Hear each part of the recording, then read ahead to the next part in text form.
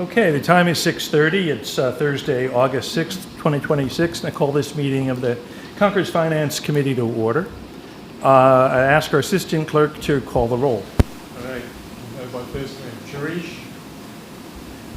Peggy. Peggy. Gerard, we can't hear you online. She's muted. Peggy, you're muted. We'll come back to her. Come back to her, okay. Brian Conway. Present. Yeah, we don't have sound. She did say present. I can attest to it. But with Peggy. Peggy, you did. Peggy. Maybe we're going to need the volume so we can figure that out. Yeah.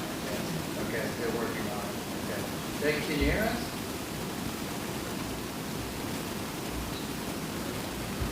Okay. Go next. Okay. What would you like to do? Please proceed. All right. Brian Conway. No. John. Present. Here. Foley. Brian's a yes. John Catafoli. No. John Garofalo Ruffalo. is not here. No. Pat Guyer's not here. I'm here. Right. David Carr. Don Kupka. Here. Lindsay Liss. I'm here.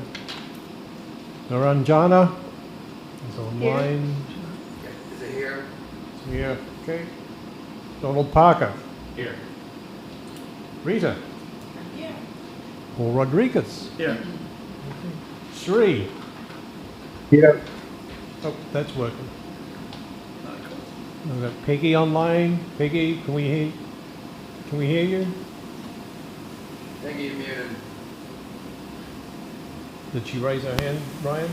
She is not. She is present, but I just asked her to unmute.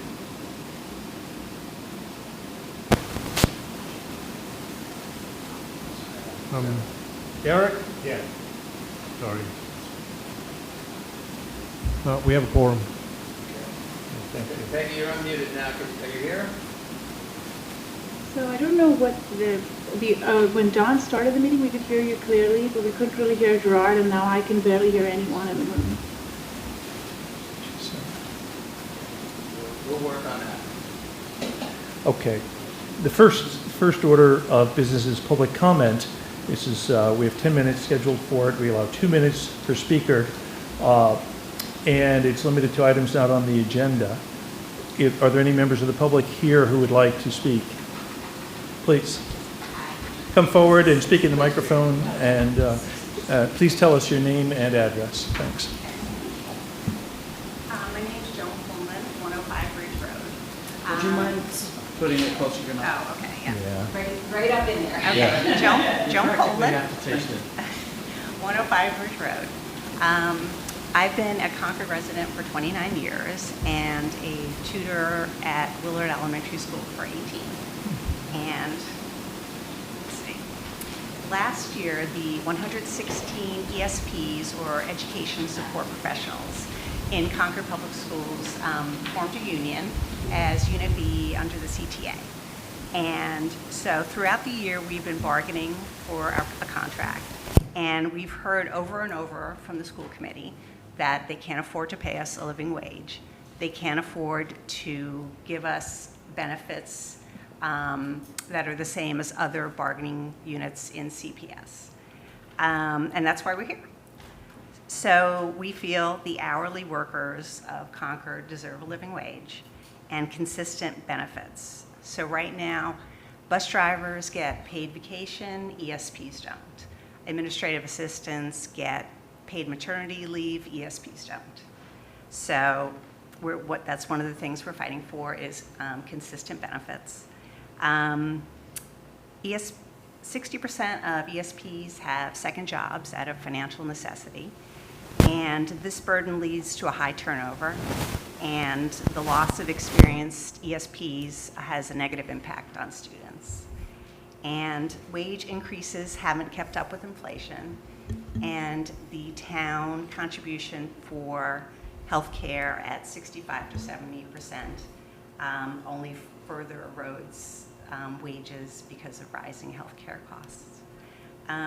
So when I moved here 29 years ago, Concord was a town where a tutor or a bus driver or a custodian could afford to live. Sadly, things have changed, and that's not the case anymore. And there's not much we could do about the rising cost of housing, but there is something we can do about wages. We know that the recent audit has uncovered $5 million in unspent funds. We feel some of those funds should be used to pay employees a living wage. And I know the town has many things to pay for, but people should come first. And we shouldn't balance the budget on the backs of our lowest paid workers, and who are essential to the functioning of the school and the town. Thank you. Thank you very much. Is there anyone else who would like to speak? Please have a seat, speak directly in the microphone, and state your name and address, please.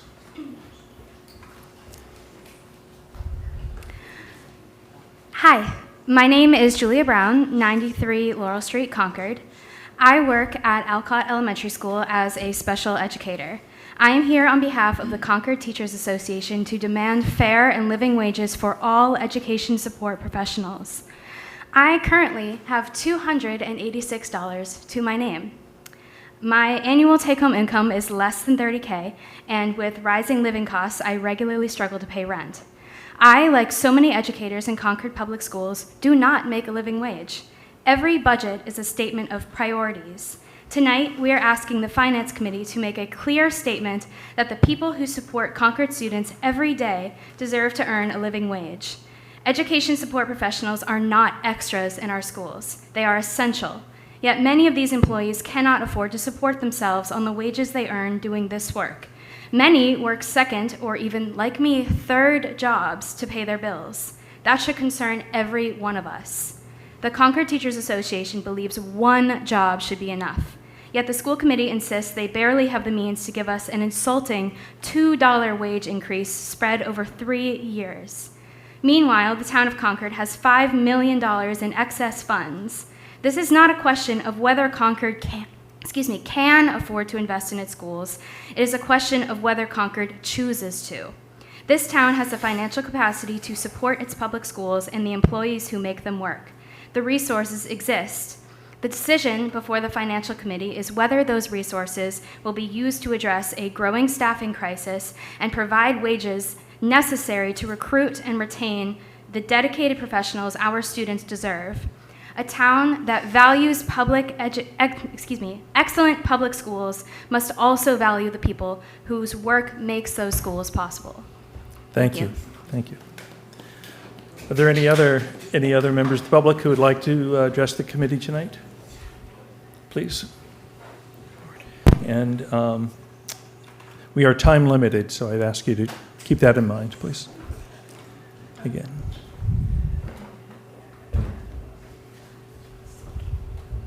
Hi, my name is Isabel O'Connor, and I'm from Chelmsford, Massachusetts. I'm a tutor at Alcott School.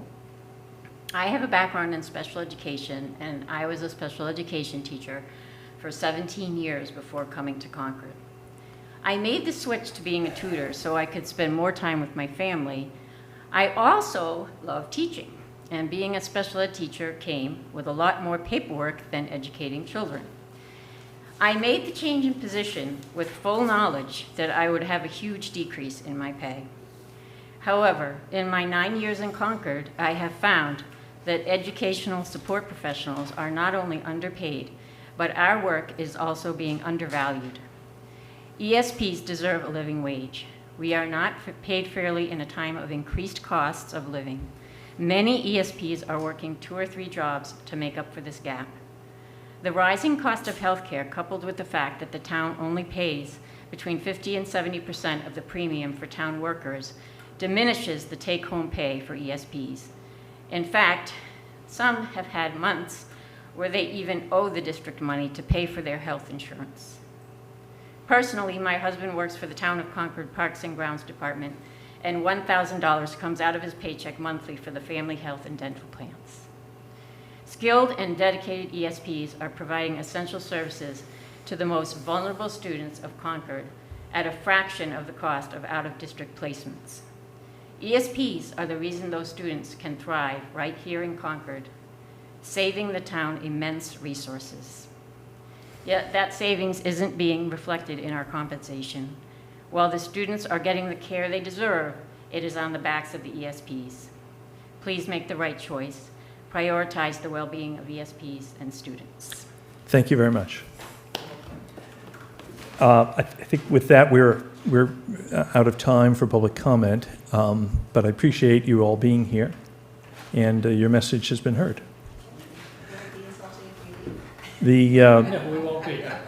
No, you can That- leave or stay, whatever you would like prefer Yeah, to do. no, Thank you for hearing us. you're welcome. You're welcome. The next agenda item are departmental overviews of Concord Public Works. I allocated 45 minutes this month for this subject.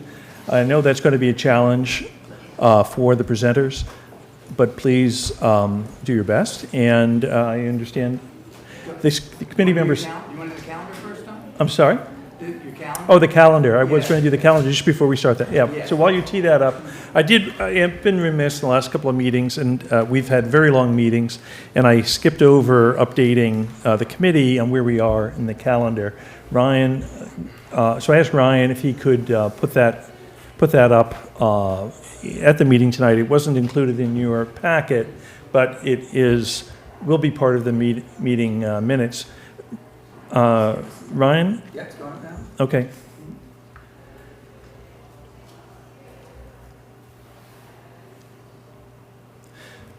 So this is our thanks to Chair Emeritus Eric Dahlberg, our handy way of keeping track of where we are in progress through the year.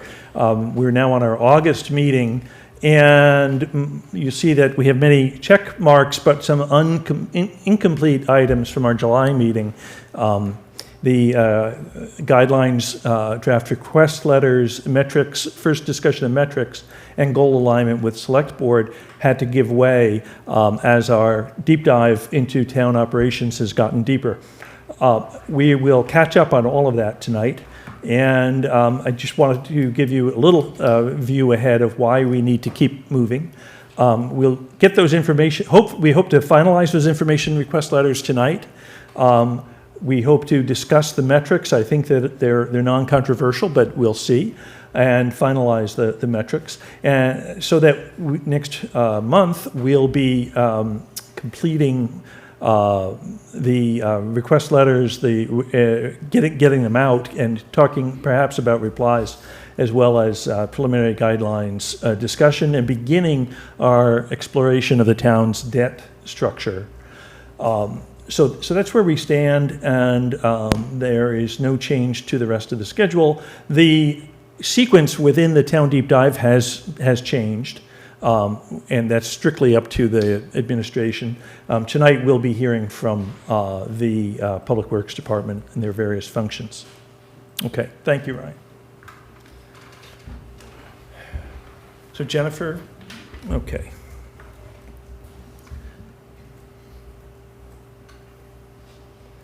I believe we're hearing from Public Works Administration, Engineering, and Stormwater, Highway and Grounds, Parks and Trees, Cemetery, Facilities, and Water and Sewer.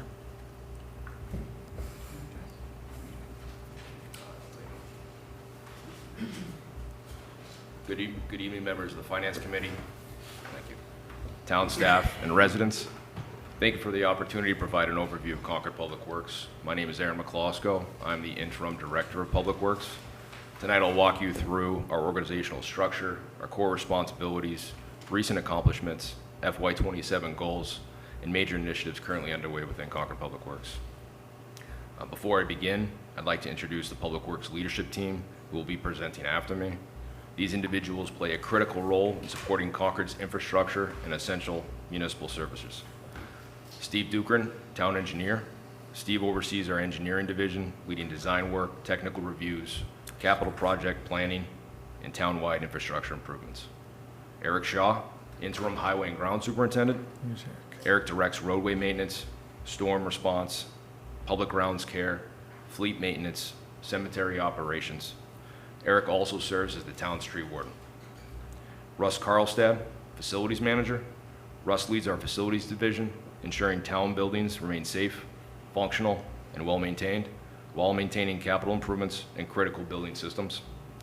Darren LaFlamme, water sewer superintendent. Darren ensures the safety and reliability of Concord's drinking water and wastewater systems through regulatory compliance, infrastructure maintenance, and long-term planning. Each of these leaders will speak in more detail about their division's accomplishments, challenges, and strategic priorities for the fiscal year 2027. This slide provides a high-level overview of Concord Public Works, which includes 5 divisions: administration, engineering, facilities, highway and grounds, water and sewer. Together, these divisions represent 65 full-time employees who support infrastructure, daily operations, emergency response, and long-term capital planning. This slide outlines structure within Public Works Administration. Our division includes environmental health and safety, administrative services, and business management. This team manages payroll, compliance, data analysis, procurement coordination, and financial oversight for the department. Together, these functions help ensure consistency, transparency, and efficiency across all Public Works divisions. Our core responsibilities. Administration provides leadership for the entire Public Works Department, ensuring coordination across all 5 divisions and alignment with the town's priorities, regulatory requirements, and community needs. We manage financial planning and analysis for all Public Works general funds, enterprise funds, and capital funds. We lead personnel training and professional development, oversee annual budget creation, and ensure compliance with state law and town bylaws. We also develop department-wide policies, procedures, and compliance programs. Concord Public Works staff are trained, equipped, and able to respond 24/7 as part of the town's emergency response to both natural and man-made emergency situations. The department provides operational and logistical support for numerous events throughout the year. Those include winter storms, high wind events with downed trees and debris management, water distribution system failures such as water main breaks, sewer collection system backups and overflows, culvert and roadway failures, localized flooding, and municipal building unplanned maintenance emergencies. These responsibilities ensure Concord Public Works is ready at any hour to protect infrastructure, essential maintenance services, and support the community during emergencies. Accomplishments and goals. In FY26, we achieved significant operational improvements. We implemented a new utility billing system using NISC for solid waste, recycling, and stormwater, improved monthly enterprise fund reconciliation in coordination with the finance department, converted payroll processing to Munis, and developed workflows for the town-wide advanced metering program. These efforts increase accuracy, efficiency, and internal controls. For FY27, our priorities include expanding the environmental health and safety program, implementing a department-wide budget tracking dashboard, improving payroll efficiencies with integrated time and attendance hardware, and establishing a formal procurement review standard operating procedure supported by state guidance. These goals will strengthen our financial transparency, safety, and department-wide consistency. Some of our major public works initiatives. This slide highlights current and upcoming initiatives across Public Works. These include $2.5 million in roadway and transportation safety improvements, the multi-year $25 million roads program, and $50 million in water system upgrades, including PFAS mitigation. Other initiatives include wastewater capacity planning, cemetery lot expansion, fleet replacement, tree inventory, building upgrades at the Public Works campus, and environmental health and safety compliance projects. These investments ensure Concord's infrastructure remain reliable and resilient. Some efficiencies. We're modernizing our operation through priority-based budgeting, a new budget software, and the implementation of the Munis timekeeping module. Technology enhancements include expanding the use of field tablets, the Permit Eyes online permitting system, GIS analytical updates, AMI water meter replacement, and improvements to our public-facing website.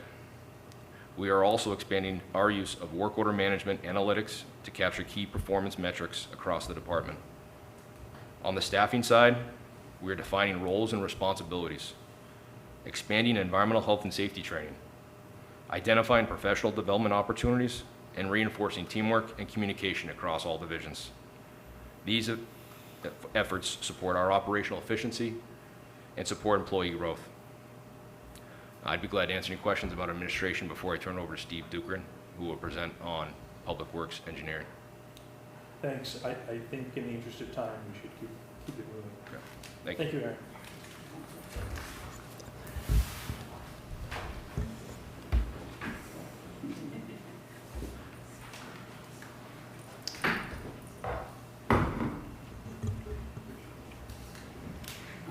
Good evening. Thank you for having me. I'm Steve Dukran, town engineer. I'm not here to take responsibility for all the road disruptions. The town manager can decide whether she's happy or annoyed with what we're doing. It's a joke. I'm going to give an overview of the engineering division that the interim director started with. When fully staffed, we are 4 engineers, 4 staff engineers, and 1 program analyst. Currently, we are operating with a very lean staff. We have a 7-month vacancy and a 4-month vacancy. We're still trying to carry on the functions of planning, design, construction management, and regulatory compliance. And our focus is on roadways, stormwater, and asset management.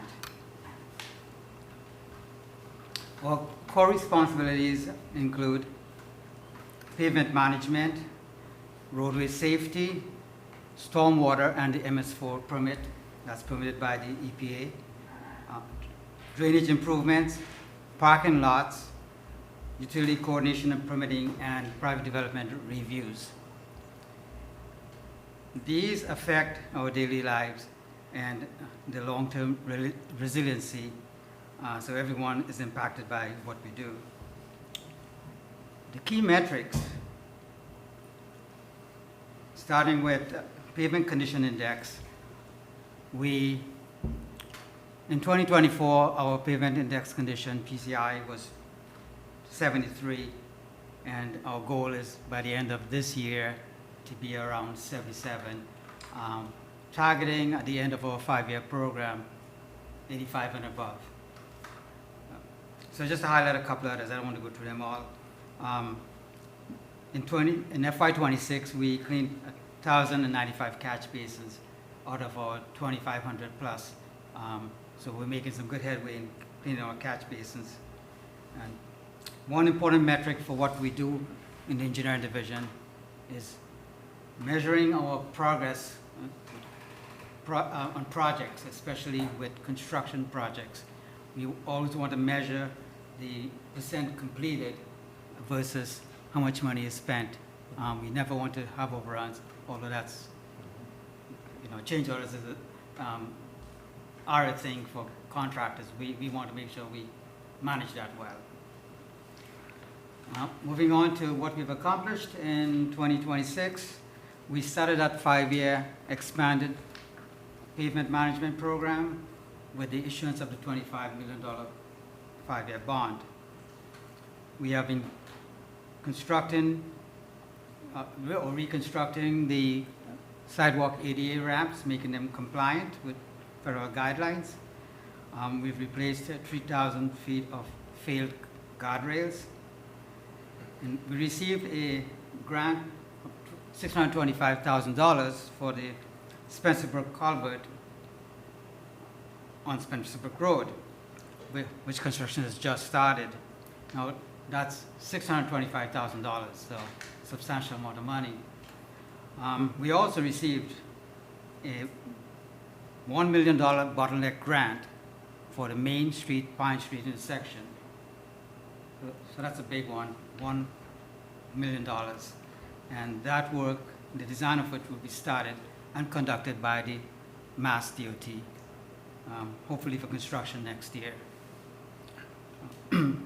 In 26, we implemented a stormwater utility program where we started collecting utility fees. We completed the Baker Avenue culvert collapse repair. And let's move on to FY27 goals. Like mentioned, we want to achieve a 77 PCI goal by the end of this year. We want to, by continuing our extensive paving and traffic calming, intertwined with the paving, we want to make sure we get traffic improvement projects as we pave the streets. We want to investigate drain lines. We want to complete the Silver Hill project, and we want to track our best management maintenance for stormwater program, something that has been falling behind for quite a bit, as well as continue to pursue grants. We just completed the applications for 4 grants with Mass DOT this week. In terms of processes, technology and efficiencies, we are using third-party services more effectively, using our website, social media for communicating with the public and making sure information is available for all those who need it, and using peer review consultants to help with engineering to make sure we make good progress on our projects, especially when staffing is down as it is. We are implementing modern technology, trying to make sure asset management is done with a more state-of-the-art tool. We are exploring AI for pavement data, traffic data, drain pipe inspections, and I'm sure there's more to come as we try to bring more of these new tools into what we do on an everyday basis. And for staffing, it's especially important for engineers to have professional development. So we encourage certifications, and we try to make sure we get as much training as possible. So in closing, I just want to conclude that engineering provides very essential infrastructure services to make sure infrastructure lasts the time they were designed and built for. FY26 was quite productive. In FY27, we have clear targets, and that brings me to the end of the presentation and for questions, but I understand you want to keep questions for the end. Yeah, I know I have one Okay, for Steve. Okay, so we have 2 questions for you, Steve. Go ahead, Gerard. All right. I live on Anersnick Hill Road, and in the recent downwater, in the recent downpours, the town water supply is right on the top of the hill, and it caused a major deluge. The drains in my area and the catch basins. Gerard, is that a specific to yours, or is that a general Concord question? General Concord question is, you say you have like 2,600 catch basins. Do you have a master list so you go through all of them every couple of years, or do you just refer to when you have a problem that arises? So our plan now is based on a master list. We are supposed to buy, or requirement with the state is clean 1/3 of those per year. We have been falling behind, so now we are trying to do at least 50% per year until we get caught up. And okay, thank you. Okay, thank Eric? you. Eric Dahlberg? Thank you. You said staffing is down? yes, what do you mean by I've lost my 2 most senior engineers in the last 7 months. Are you working to fill those slots? Yes, recruiting has been difficult. Civil engineers are in short supply in the region. So the applications have been few, very few, and sometimes not that great. We are competing with the private industry. They're offering a lot more than municipalities can in terms of compensation and work flexibility. Thank you. My question is, with 2 out of 5 positions vacant, I didn't see project management in your core responsibilities. Is that your group's responsibility, or are there others who are overseeing the projects that are underway? It's us 3 engineers left in the engineering division. Okay, thank you. Yes. Okay. Okay. Next is highway, cemetery, parks and trees, solid waste and recycling.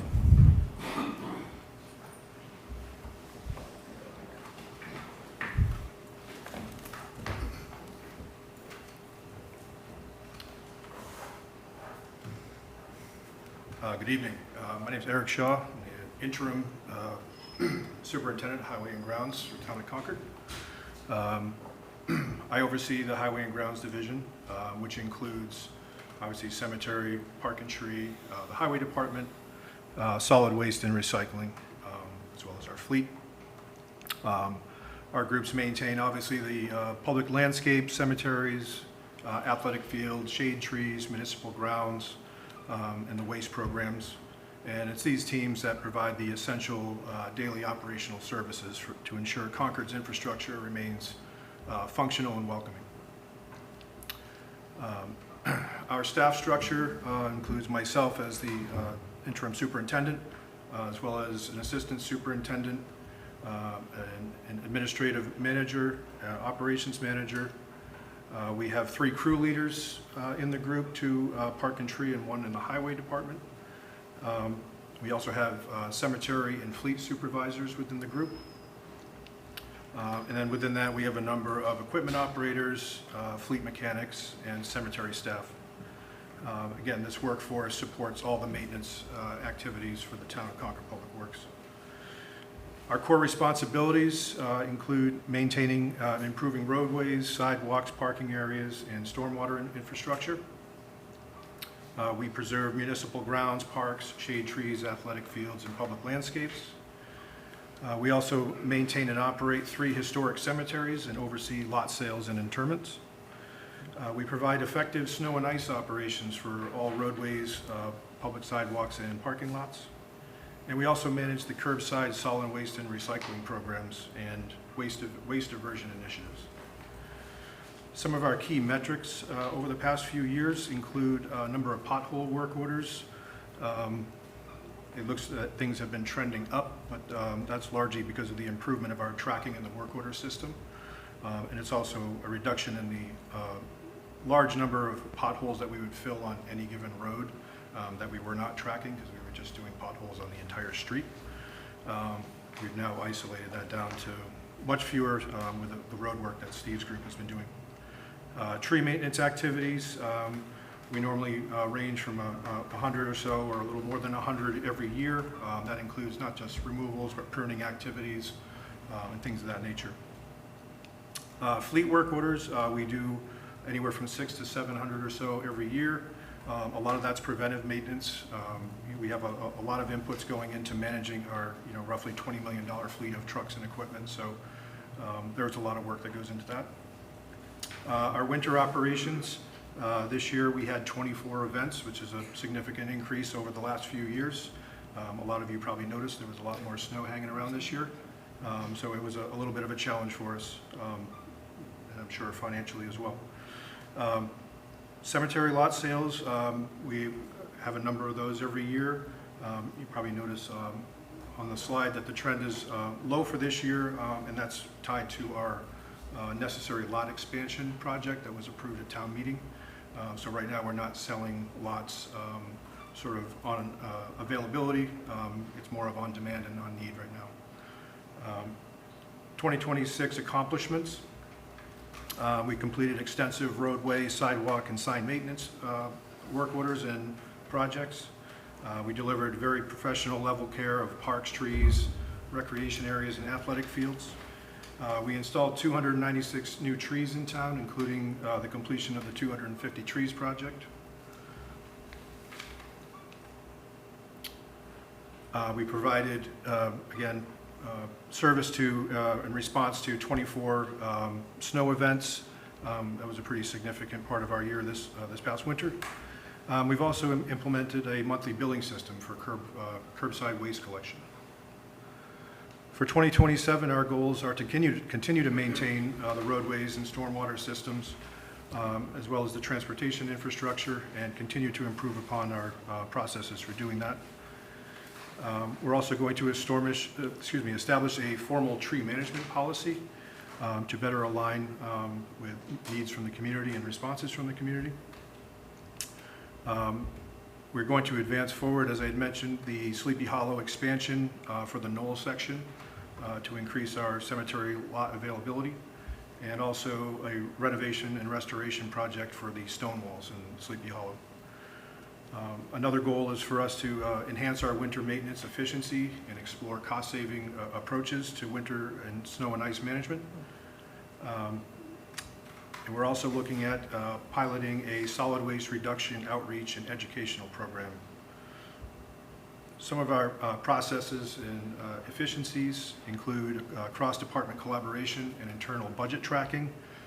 So more people in our group that know what's going on and can step in when people are unavailable is very helpful to us, as well as keeping a closer eye on not just the spending we're doing, but being strategic about how we utilize our budget.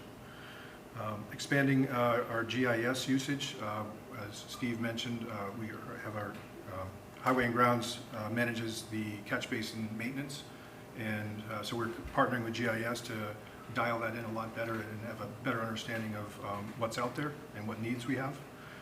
As well as we use the road planning GIS mapping that the engineering group provided, so that we're not out doing major road work on roads that are going to get paved in a few weeks.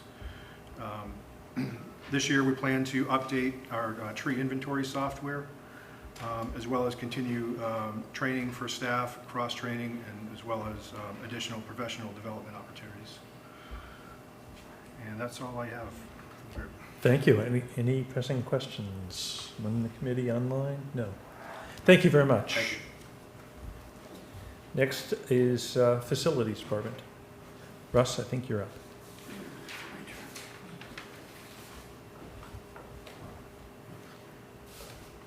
Good evening. Thanks for having us tonight. Facilities is the hidden department in the town of Concord. We are always there, but no one sees us. We're continually getting our job done. That said, our core responsibilities, well, let me go with this. I guess I'll go with the stick here. So we have myself as a facility manager. I have a facilities custodian supervisor. I'm having feedback on my hearing aids for some reason. We have one HVAC technician who was recently hired this year. We have a skilled trades carpenter. We have a master electrician / crew leader who's a long-term employee. And our assistant facilities manager, John Stragus, who has recently told us he'll be retiring in October. So we'll be looking to do something there, staffing-wise. We have one senior building custodian, and we have three full-time building custodians. So we're fully staffed right now.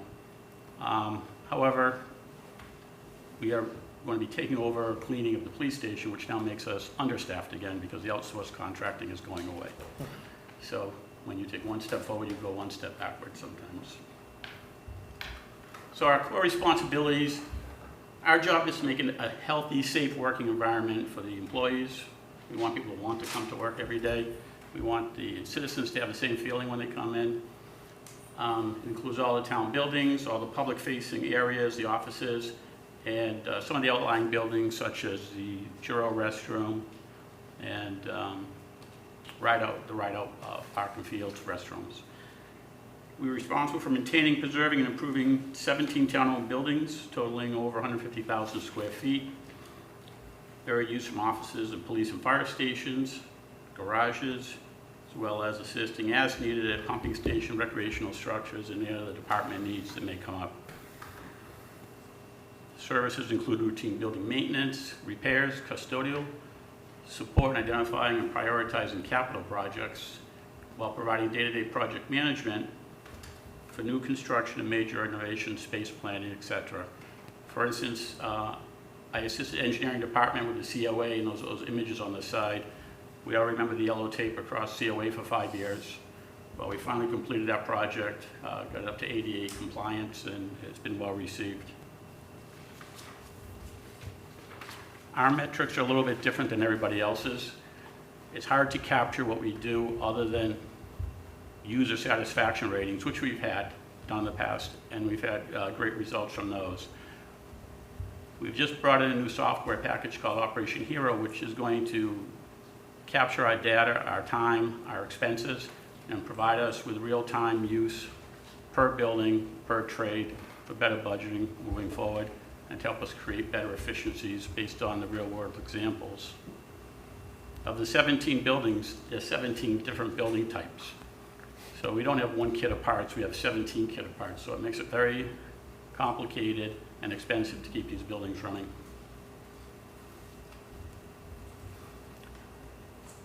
Some accomplishments: we've worked closely with the MCI group in helping to get a CPW plan set up for over there. I already spoke about the vacant HVAC tech position that was filled. Upon filling that position, the HVAC work orders dropped by about 75%. So it's very validated having that position back on board.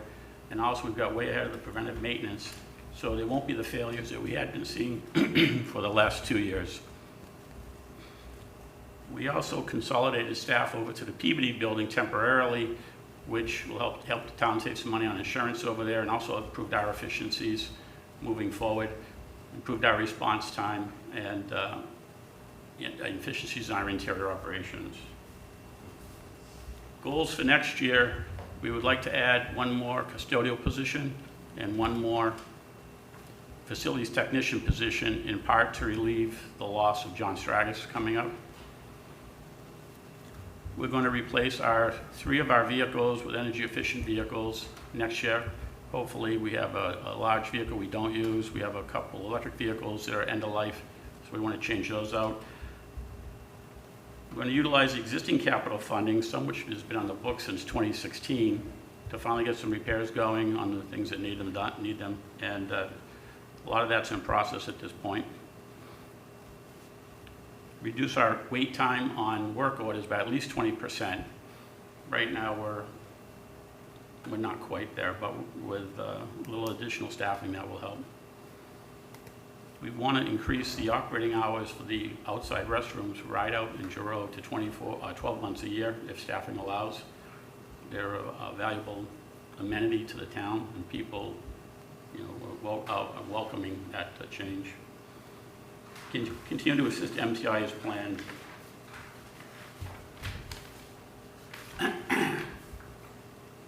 So efficiency is hard to quantify, so I put in a couple projects here.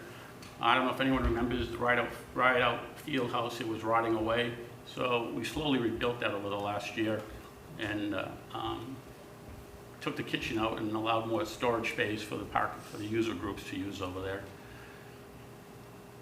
We've gone to team cleaning on our custodial, so there's no more supplies in the buildings. Everything's in a van. There's 2 staff members who go out and they clean together, and they move through the buildings rapidly and get it done. I'm of the belief employees should always have another employee nearby. They shouldn't be working alone, especially with chemicals, or if they're working late at night. The last picture is a picture of our beautiful chiller, which was finally installed for this building earlier this year, and now we're enjoying some cooling. That was a little bit of a struggle to get in. But the electric use on that chiller is about 20% less than the original chillers. So everything we do, we move forward for sustainability, creature comfort, and the safety and well-being of the staff and occupants. Thank you. Are there any questions? I don't see any hands raised. For the members online, I don't want to forget you. Russ, one quick question for you is, do you have a rough idea of the breakdown of in-house versus third-party vendor work? Okay, don't hold me to this, but if I was going to look it up right now, we're probably 90% in-house. Okay. When I came in, one of the things I did was to get rid of a lot of the outsourcing to save money and get a better result, so that's been successful. All right, thank you. Okay, next we have Water and Sewer Department.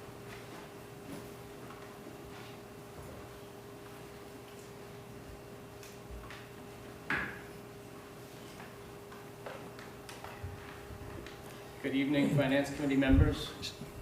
If I get too loud, just let me know. No. Thank you for having us tonight. I'm pleased to present an overview of Concord Public Works Water and Sewer Division and highlight our infrastructure recent accomplishments, and goals for the year ahead. Our division is responsible for managing the daily operations of Concord's drinking water and sanitary sewer systems, ensuring safe, reliable service for residents, businesses, and municipal properties throughout the town.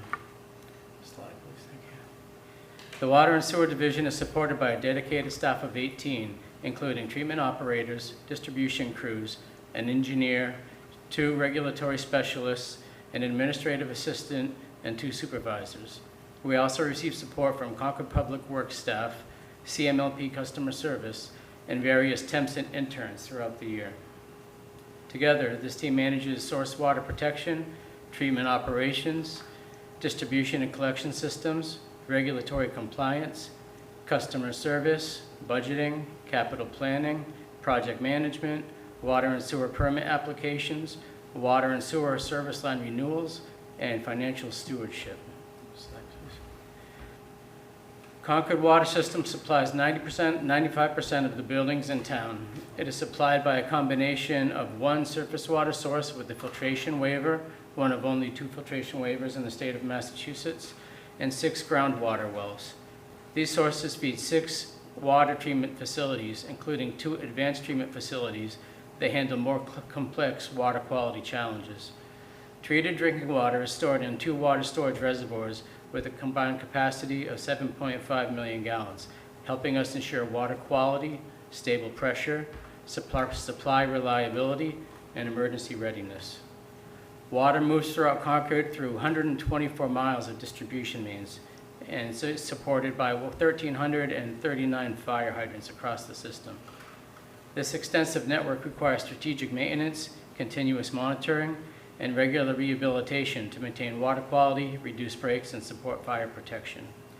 Sewer service supplies approximately 35% of the buildings in town. The Water and Sewer Department operates 34 miles of sewer collection mains, 903 manholes, 2 large-scale water sewer pump stations, 6 neighborhood lift stations, and oversees contract operations of our advanced wastewater treatment facility. This infrastructure ensures reliable collection and conveyance of wastewater, helping protect the public health and environment. Not yet. The division has several areas of focus over the last year. Okay, next slide, sorry. As a result, we achieved several important milestones. We addressed the zero-read water meter issue by replacing 28% of the 5,500 water meters in town with in-house staff.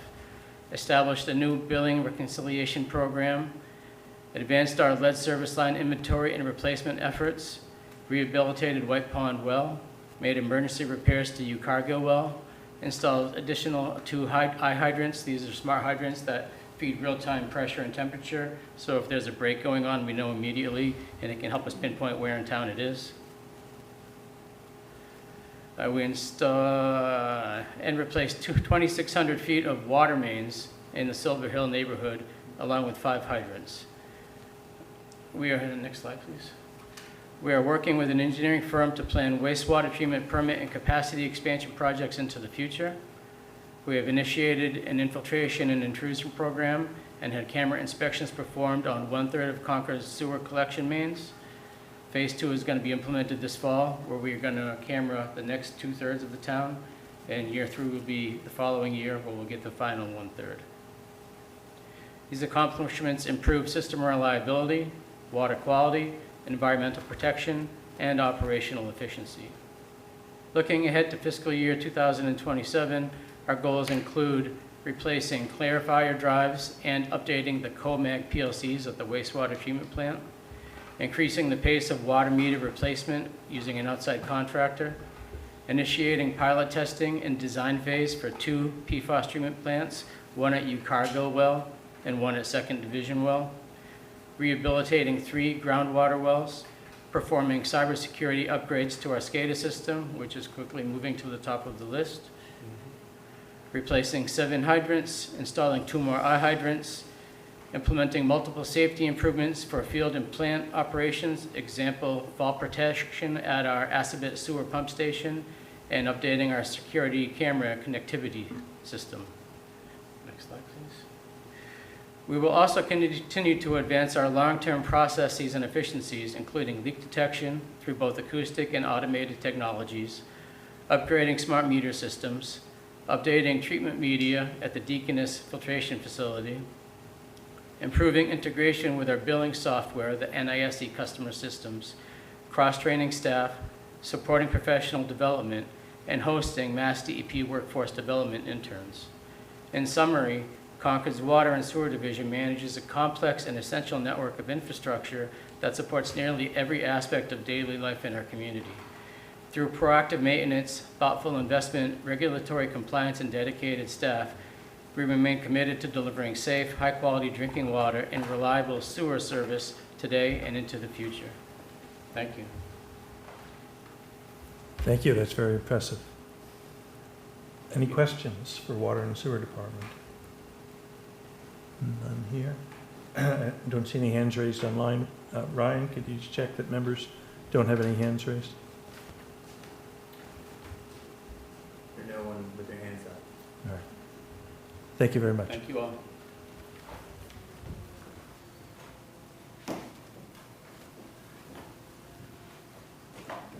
And I think that's it for this month and ahead of schedule. Wonderful job. Thank you all. Yeah, thank you. It was really great. Thank you. Yeah. The next item on our agenda, preliminary guideline information request letters. Well, metrics first, yeah. Oh, metrics first. Very good. Okay.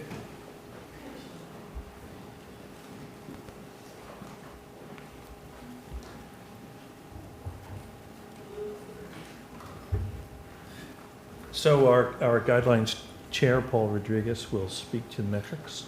Yeah, as Ryan's queuing it up, I'll speak to like.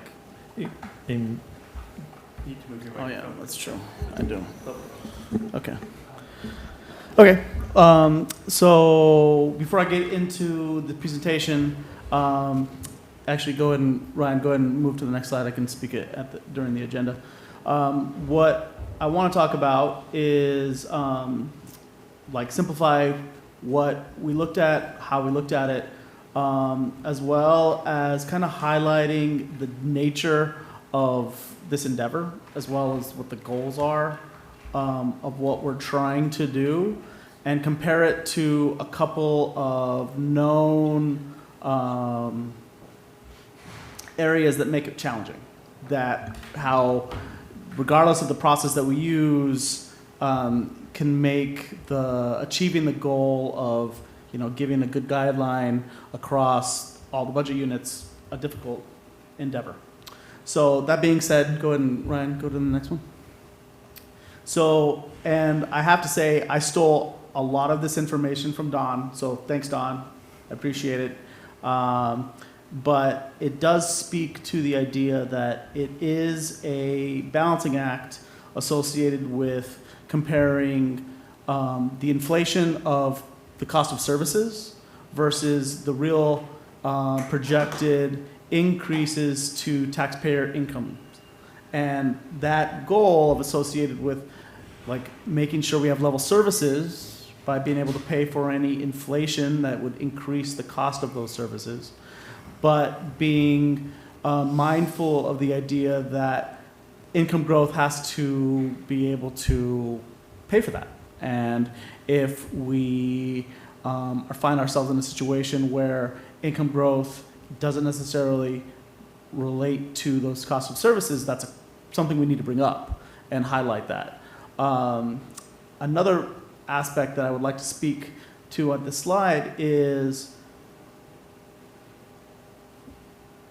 when we give guidelines, we're giving this percentage increase, or could possibly be a decrease, but it's a percentage change to existing budgets for the schools in the town. We're not trying to recreate their budget. We're letting the budget professionals kind of highlight what their priorities are to focus on what that goal is. I think that's a really important thing to ground this conversation, because no one in this room, well, Ryan is in this room, but none of us have the knowledge base to really be able to make those decisions of saying, hey, this is a priority in the budget, this is not. So I do want to highlight that. And lastly, we do use real information. Congressional Budget Office, Bureau of Labor Statistics, pulling this information with a kind of a organized method that we've used year after year to provide some level of regularity in the approach. So, next slide. Go ahead and do it again. Yeah. So I believe in bottom line up front.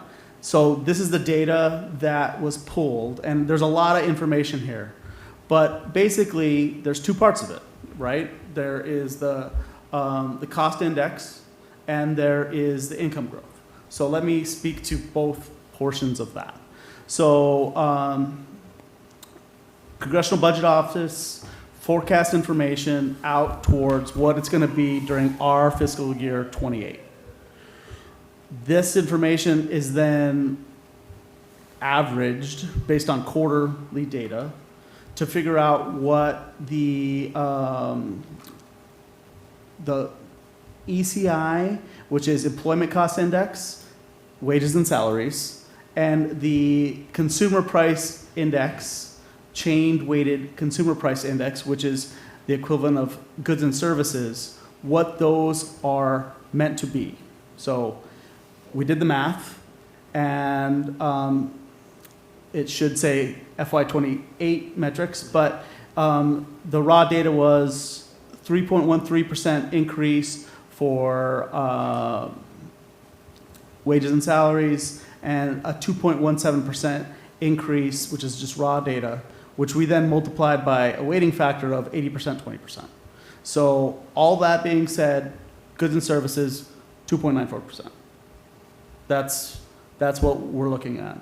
Now, there is nominal income growth and real personal income growth, all calculated in the same way. You're looking at projected based on Congressional Budget Office's information for 28 with averaged quarterly data within that forecast, which gets nominal growth, which is 3.65%, which, and then real income growth with you subtract out some inflationary numbers, which is 1.45%. So we're gonna go back to these numbers, but that's the overall metrics of what we're looking at. So if we go to the next slide. The reason why I put these slides up here are not because I want you to put them to memory. What I do want to highlight is they are all over the place. They move around, and it's not steady. Now, they're not on the same time scale, so please don't look at that. But what I did do is I compared the chart one, which is on my left side, highlights what a regional difference is. So this was based on the Boston, Cambridge, Newton area.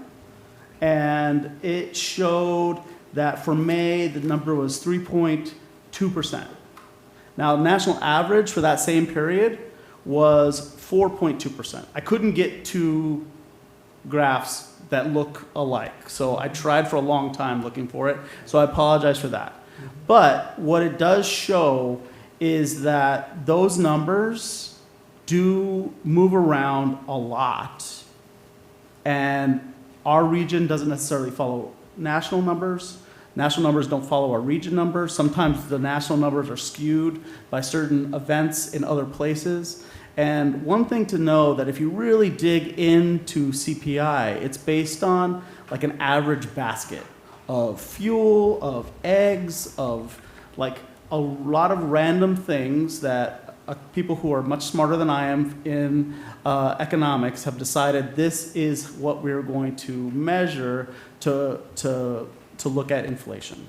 So we're using it, and I bring it up here, we're using this information to tell a story so we can understand the pressures that are reflected in the goods and services for the town. It's not perfect. And we cannot have perfect information because it varies a lot, it changes a lot, there's regional difference sometimes, there's national differences sometimes. So we pick a process and we stick with it. Any questions on that? Is the left chart is regional, is the right chart regional or national? That's national. That's national, okay. Yeah. Thank you. Yeah, honestly, like the only information that I really was looking to highlight here is variability, as well as they don't always match. Yeah. And I tried to highlight it as I took my snippet of like the numbers so it would show it, but once again, way too long trying to make it work, and I just gave up. And Paul, this is historical data, not forecasts. This is historical data. Okay, so I just want to be sure that new members are aware that the metrics that you presented in the previous slide are forecasts from the CBO. Yeah.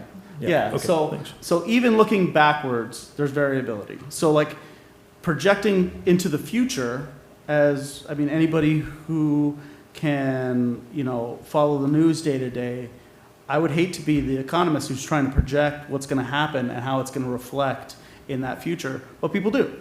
And we take that information that they publish to determine where we think we need to help the town with a guideline. So that's where we're going to go. Next slide, please. Oh, I'm I sorry. have two other questions. Can you speak in your microphone? People can't hear I'm you sorry. online. Your CPI number, you had a small C in front of CPIU. I wasn't quite sure what that meant. I'm familiar with CPIU, but it looked like it was C, Yeah. CPIU. Yeah, that's the chained CPI. Okay. There are two numbers that are published. Okay. And the chained is the one that we've adopted. Okay. Did we think about PCI as a better gauge of inflation than CPI? Producer costs? No. Producer cost index? No. It's the Federal Reserve uses it preferable to CPI because it includes substitution. The CPI is a fixed basket. Yeah. Personal consumption The personal indicator, I think it is. consumption Yeah. index. Well, It's typically thought to be a better indicator of the impact of price change on consumers. we're 80% weighted to the employment cost index and 20% to the Okay. CPI or Yeah. PCI. And we are using the figures that are forecast, that are available in a forecast form. And I think you'll see in a minute. Okay. I'm not how sure there are that's worked out. forecasts for PCI. There are, So that might not be why. I don't Yeah. think I don't think there are in the same way. Okay. So, and I know that there's been a lot of work associated with establishing this process so that it could be repeatable Yeah. and, kind of focused on kind of raw data, at least from the initial point. Because what I also think is that once we have these numbers, that opens up the conversation, like with this group as well as with everybody else through this whole process all the way to town meeting, of overlaying the raw numbers with intention and representing the town and the citizens of the town. So that's a lot. That's a big ask. But we're I think establishing a stake in the sand in the beginning can yield a good conversation towards the end. Yeah. Okay. Thank you. All right, next slide, please. So this is also, I stole this directly from Don because he did a lot of math, and I thank you for that. And this highlights that forecasts aren't always accurate, aren't perfect, so that there is variance associated with projections when you compare it to actual data, associated with how you use the metrics. Once again, I'm highlighting this only because that it speaks to the idea that we want to do our best, we want to find the right numbers to publish for guidelines, but no process is perfect, and we need to kind of have that in the back of our mind that we want to move forward with picking the right thing that makes the most sense for the town. Did you want to say anything, Don? You look like If I could editorialize just a little. Yeah, sure. We did this in order to to check the accuracy of our prior work, and found, for example, the level services, where we projected at 3.66, now that with the benefit of actual data, it was 3.33. So we overestimated the inflation side, and we also in that year underestimated the income. We said nominal growth. CBO said nominal income growth would be 3.35, but it was actually 4.26. What's important to note, though, is that the real income, which is really what we have to work with, was almost practically right on. And Jennifer, if you hit the forward, there's average variance was 4%, which is Pretty good. pretty good. Yeah, Pretty very good. good, Yeah. Okay, thanks. Okay, next slide, please.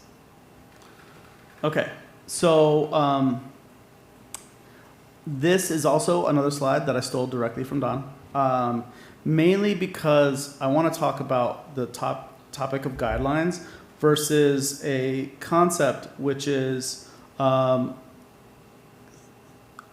there are traditionally, at least in the last few, I don't know how long, the last few years, there's parts of the spending that are not subject to guidelines.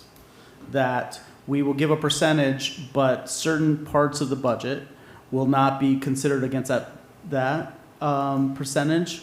And Jennifer, Ryan, correct me if I'm wrong, just due to the variability of being able to control those numbers, which complicates the overall goal of setting what the spending increase should actually be, because of that variability that's uncontrollable. You know, you can try to control it by decreasing the percentage across other aspects, which may or may not solve that problem. So in 26, the actual spending increase exceeded the preliminary guidelines and the final guidelines significantly due to some of this complication, which then overall boiled into a tax rate increase that exceeds the ability for to stay on par with income growth. So the more that we dilute the ability of the intention of the guidelines, the harder it is to maintain those numbers, which is, you know, something to think about. Eric? I think you're getting to where my head is at for this year. This is my 6th and final year in the FinCom, and I feel like I almost get this process now. What's to stop us? You know, we're going to establish some metrics early on, but what's to stop us from establishing kind of a guiding principle that everything is in guideline, no more exclusions? I mean, so I have a final discussion where, like, I'd like to get to, but can I table that? Yes. That statement, because it's in line with what I want to talk about. Okay. All right, cool. In line with that, is there a tight control over something moving from within guidelines to not subject to guidelines? Because that would be a way to manage the numbers as well. And do we have a tight control over that? So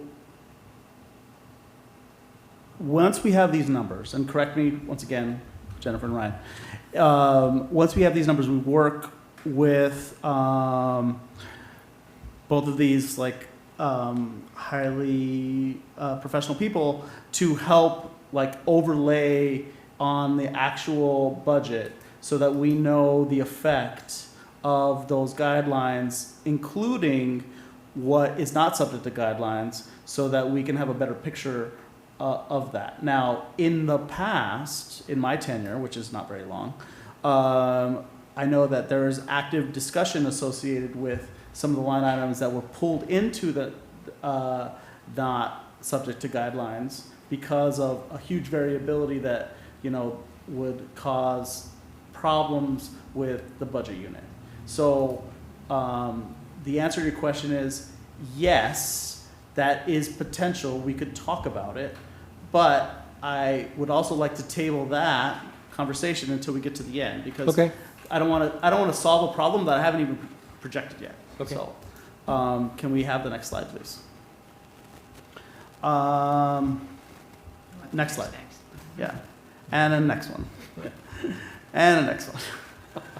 Keep going. All your transitions. Yeah, all these transitions. Okay, so these are the numbers that we talked about in the beginning, you know, which talks about, you know, from this perspective, it looks like, oh, well, you know, nominal personal income growth, projected real personal income growth, you know, and you compare it to inflation relevant to Concord School. There's a little bit of difference there where compared to some of the other graphs that we've seen, they were tighter so that you would, it just a piece of information associated with, well, maybe we have the capability of paying for goods and services better this year because of income growth. But I do highlight that the variability that we saw earlier, you know, may or may not be apparent with these numbers. I'm pulling information that I pulled from CBO from February of 2026, which was the most recent available, to forecast 2 years from now. So, you know, I know that the variability of my grocery bill changes a lot more than that. So, like, just note that this is the raw numbers that we said earlier. So last slide, please. Okay. So this is where, Eric, we can talk about it. So where I want to end is cost and services projected at 2.99% for 28. These are based on national averages. There's some regional variability, and there's inherent variability due to changing economic pressures. Nominal personal income growth projected at 3.65%, national averages. But they also want to like highlight here that not all residents of Concord who pay their taxes get increases to their income or a COLA to their retirement. So that, you know, it is important for us to kind of recognize that even though some people, you know, on a whole in the nation have upward growth of their income numbers, not everybody does. And then this is really, the last part is where I want to talk about Eric's question, which is the more that we mess with budget line items that are not subject to guidelines, the more we are kind of messing with the process to allow for the numbers that we're pulling, the metrics that we're pulling, and being able to map it to the analysis that is provided, it's harder to do. Because if I put more money associated with things that are not subject to guidelines, the available pool has to shrink for the items that aren't. And I don't necessarily know if we want to continue to have the discussions associated with prioritizing that smaller pool in this room.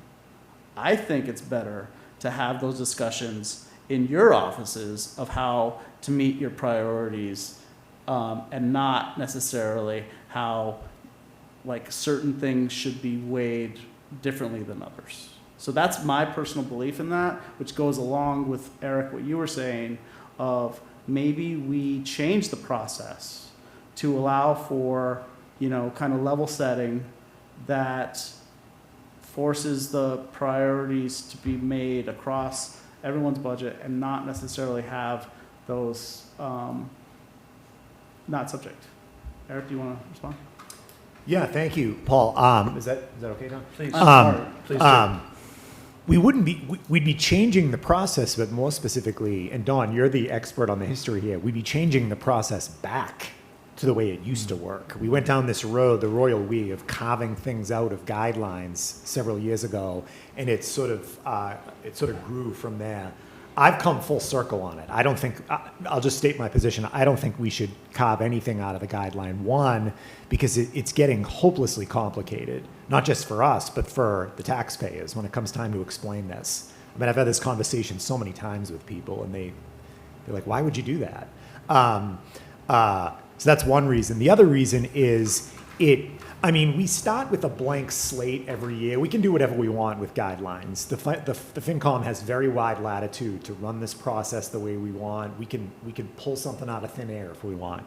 But what I feel what we're doing is subtly pressuring future FinComs. We're applying pressure to future FinComs. When I'm gone next year, when we're all gone years from now, future FinComs will be pressured to leave things out of guideline. And a good example of that is 2 years ago, we, in response to a request from the schools, we carved special education out of guideline. At the time, I think that was the right thing to do. Last year, the schools didn't even ask for that, and we had members of the FinCom advocating for leaving it out. It's like the memory of that kind of compelled a subset of us to want to do it just because that's what we did the year before. And I don't think we should do that. Well, I actually think it was worse than that, because if it was left out of guidelines because those costs decreased, they would have not been discussed. And what really the schools did was they used those cost decreases to offset, the rest of the budget, so allow them to get to the guidelines really easily. And it just shows the complications associated with what you're bringing up. And I've gone full circle too, because 2 years ago I was a big proponent of doing that. In fact, and now kind of like rethinking the long-term feasibility of maintaining that process and actually maintaining the intention of what we're trying to do. It can become overly complicated, and actually you just might miss your target because you're trying to put too many things into special buckets. I agree 100%. I don't, this out of guidelines and in guidelines, it's all, and we should let these folks decide, how am I going to manage through these categories that are growing at a different rate? And that's for them to do. So I'm with you on that one, for sure. You mentioned the special education you pulled out 2 years ago, and now we want to put it back in again. So, 1 year, if you're a senior person, unmanaged budgets. So 1 year, it's low. You don't automatically increase everything else because the next year it's not going to be there. So I'll ask maybe this is just a baseline question. We apply the guideline to last year's budget or last year's actuals?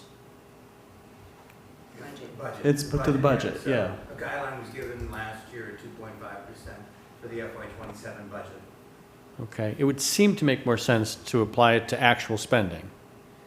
Because if we budgeted X last year and spent Y, we don't want to grow X by that percentage, we want to grow Y, which is what we actually spent. Don, I just point out that we're doing this many months before the end of the fiscal year, so there's no ability to know the actuals.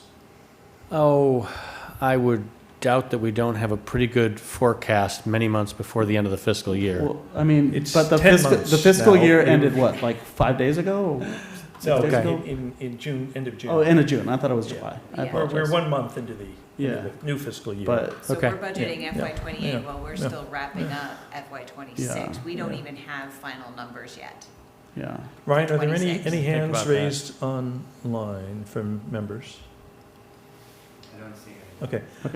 I think it might be helpful, Paul, thank you for, and Eric for referencing my prior work on this. If I share with the newer members the history that I've learned along the way, and that is that prior to about 10 years ago, there was no discussion of outside of guidelines within FinCom, and when the budget was presented, it was done with 4 columns. There were the mandatory spending. I think the lowest priority of the 4 was important. So, but because nobody proposes to spend money on anything that isn't important. But the town would look at things that way and say, well, this is mandatory. We have to pay, interest on the debt, for example, right? And then work their way through it. FinCom would produce a preliminary number, and the town would see what wouldn't be able to be funded if they were to proceed with the current with the preliminary guideline. And what was interesting, I found, is there were very few changes really between the preliminary and the final guideline.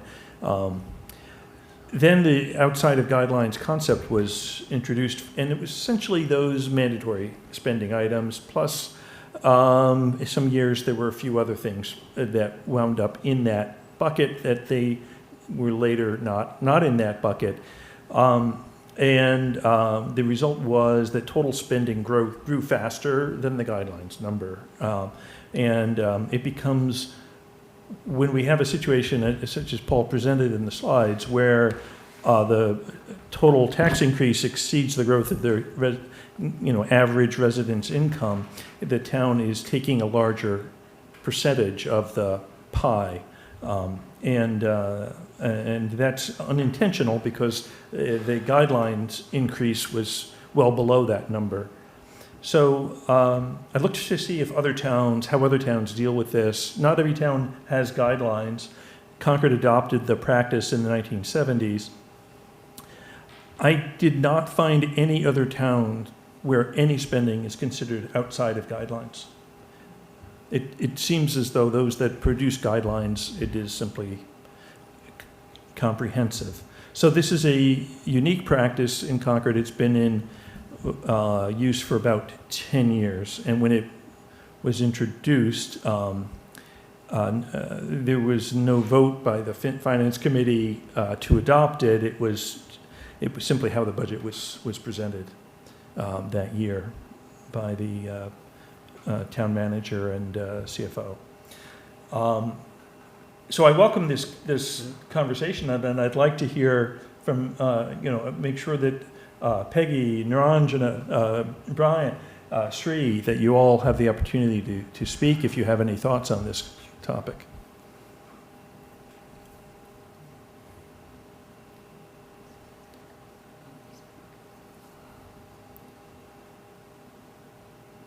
I see a hand raised, Brian. Yeah, so I'm of similar opinion of Paul and Eric, and I think that running the numbers is important. They're a reference point. We need to review what the actuals were in the prior years where we have actual audited complete financials. We additionally have an opportunity this year to focus on the excess free cash flow, and also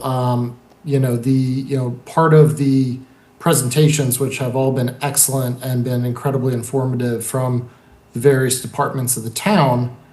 Many of those presentations really were focused on expansion of service, not level service. And individually, I commend all of the employees, and you can see the hard work and dedication. However, nearly every the majority, I will say, of everyone who's presented plans for service expansion, not service contraction with our population change or true level service. So I think we need to focus during the guideline settings on what the town of Concord has been doing is not exactly what the nation is doing. There's much different needs and causes for both. So I think I look forward to the continued discussion around guidelines. We have I don't know if the draft letters that I sent over are in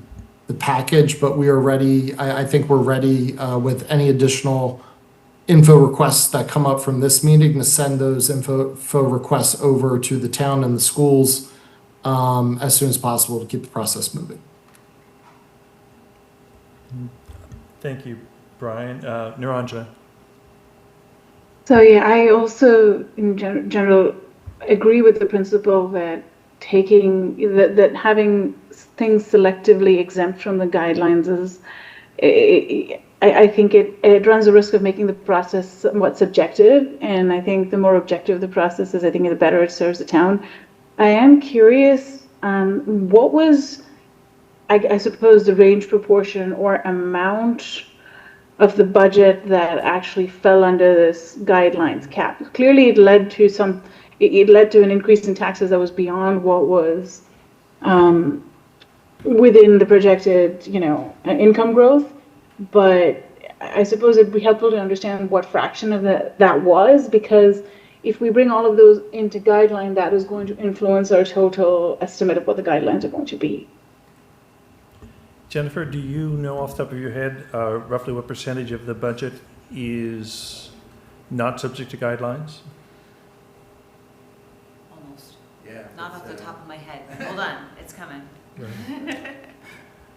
So essentially, the in guidelines section is about 63 million, and if I'm looking back, the total budget with items outside of guidelines So was the total budget is 65 million, that's town and non-guideline.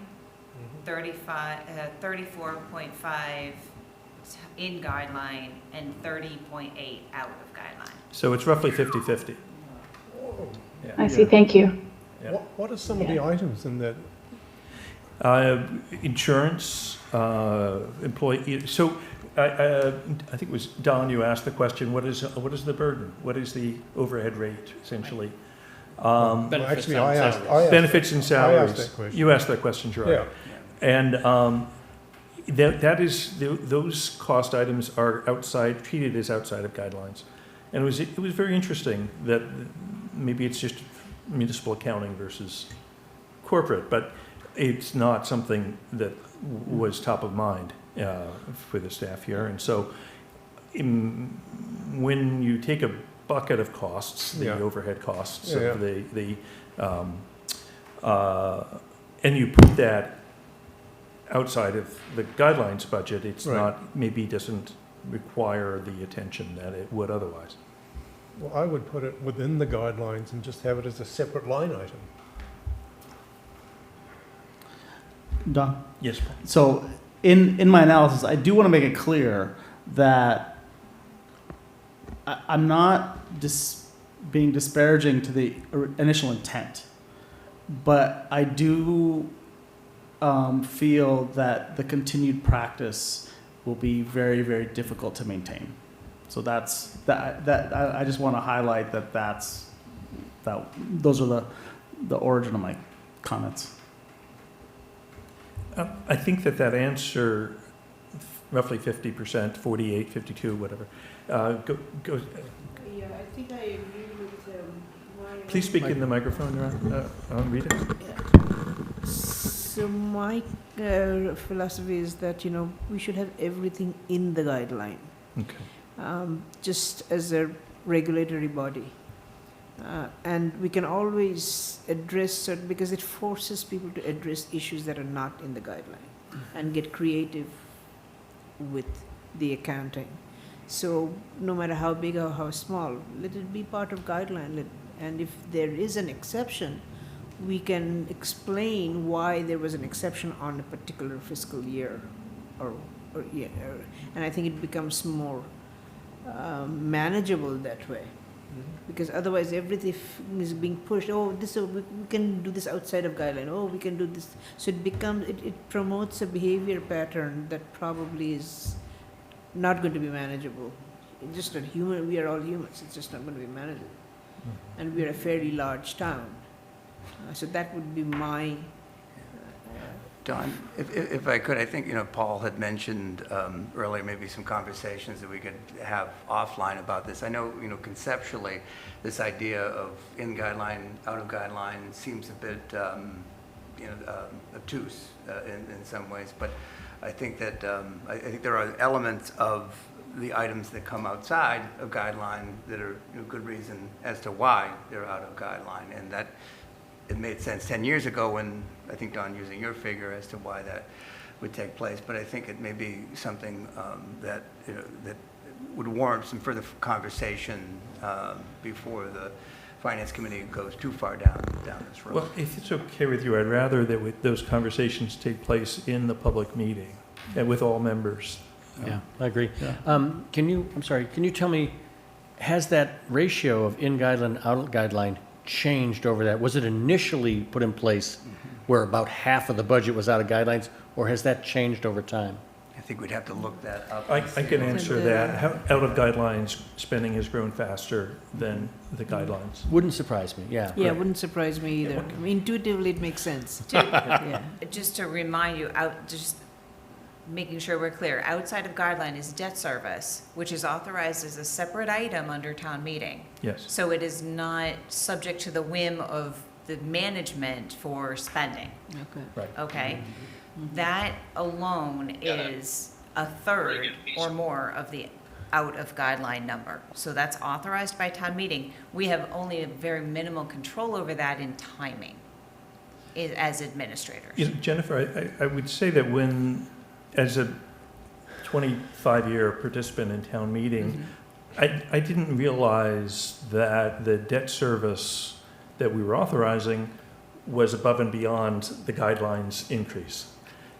So I think that the legislature of the town meeting sort of has a right to understand the integrity of these numbers, and we would either have to more clearly state that this is above and beyond, or else I don't think there's any problem with having it in both places, right? It's in the guidelines number, and it gets approved at town meeting. And in fact, it'd be great if Finance Committee can say, and that has been taken into consideration in setting the guidelines budget.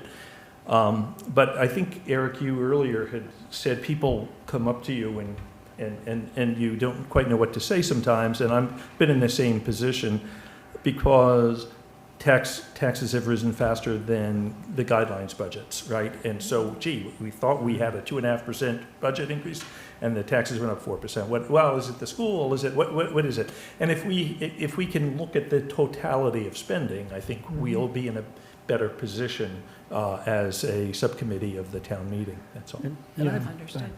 Oh, and I mean, to note, just it'll be much clearer from the communication of what is actually required to run the town, and you can compare that to your own tax bill, because a lot of the documentation that leads up to town meeting, I think you could misconstrue as not understanding like every certain aspects of it. So we can simplify it. People will be much more likely of understanding, the true cost of like what it takes.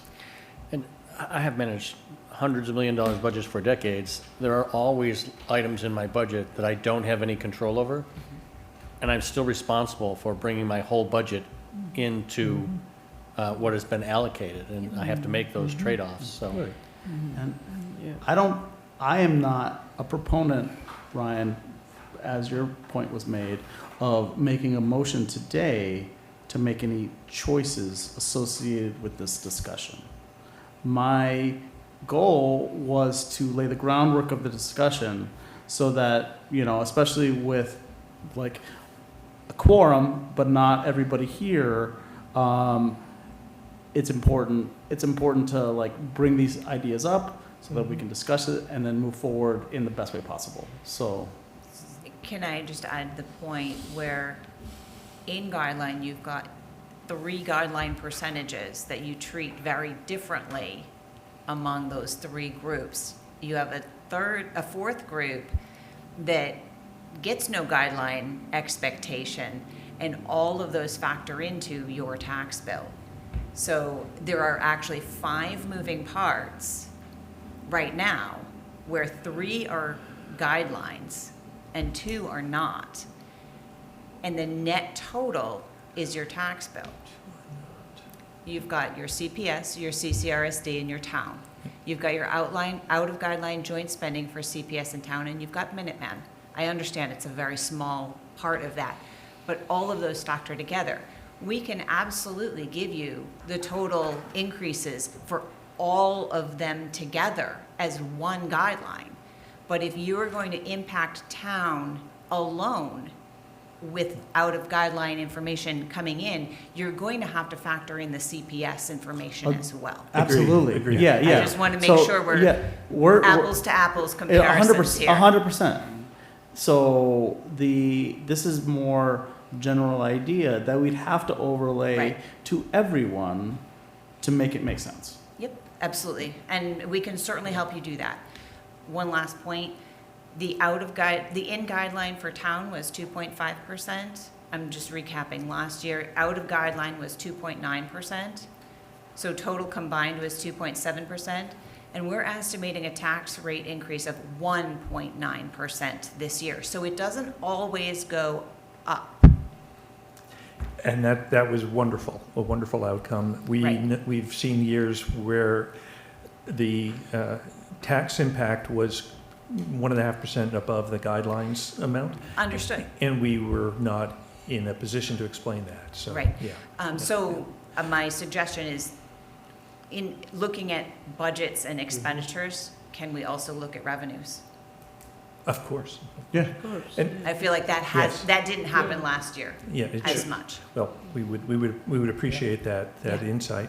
I would also, for the benefit of everyone here, know that the regional school district does not have outside of guidelines because that budget is shared with Carlisle and they don't follow that practice of any spending outside of guidelines. So the regional budget is all a guidelines number, and because of these various accounting machinations, we've had to provide different guidelines numbers to different entities because in one everything is in the number, and another it's not all in there, and we used to have this problem with capital as well, with the tier 1 capital we call it, which we'll get into later. And we try to get more standardization. But I think what I'm hearing is, at least for tonight, and I still haven't heard from Peggy or Sri, if you'd like to chime in, please do raise your hand. But, and Paul, as you said, you won't be taking a vote on this tonight. It's a discussion point. But a sense is that it's worth pursuing this notion further and perhaps bringing it to conclusion at our next meeting. Okay, it is 8:08. Brian, you mentioned the letters. I'm going to ask, would you please finalize those and distribute them to the full committee? Yes. And I'm going to give committee members a week to respond, and if there are no requested edits, I'm going to ask you to please send them. Sure. Don, I was planning, would you recommend that I send the versions I sent that have the marked changes? No. So people can, it's final. You want clean? Yes, please. Okay. I'll connect with you just on getting the right email to send that to go to everyone. Okay, very good. Yeah, just give it to me and I'll distribute it. That'd be great. Okay, I'll just send it to you. Okay, thanks. And with that, at 8:08, right on time for your next agenda item, which is yours, Jennifer. Put away all those other things. Hold on. There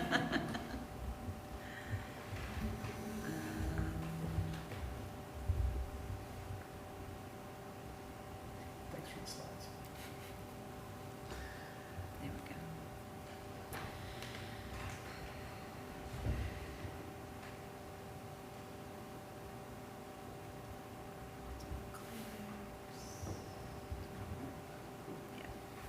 Okay.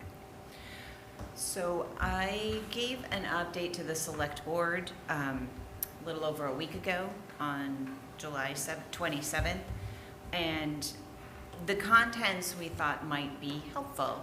It's just a handbasket of items that were kind of either of interest or just updates in general. So I've got some information on ARPA reconciling, the 26 year-end closing process, capital accounts, chart of accounts, the rollout of the ClearGov grants portal, and some other revenue sources that we've identified already in the first month.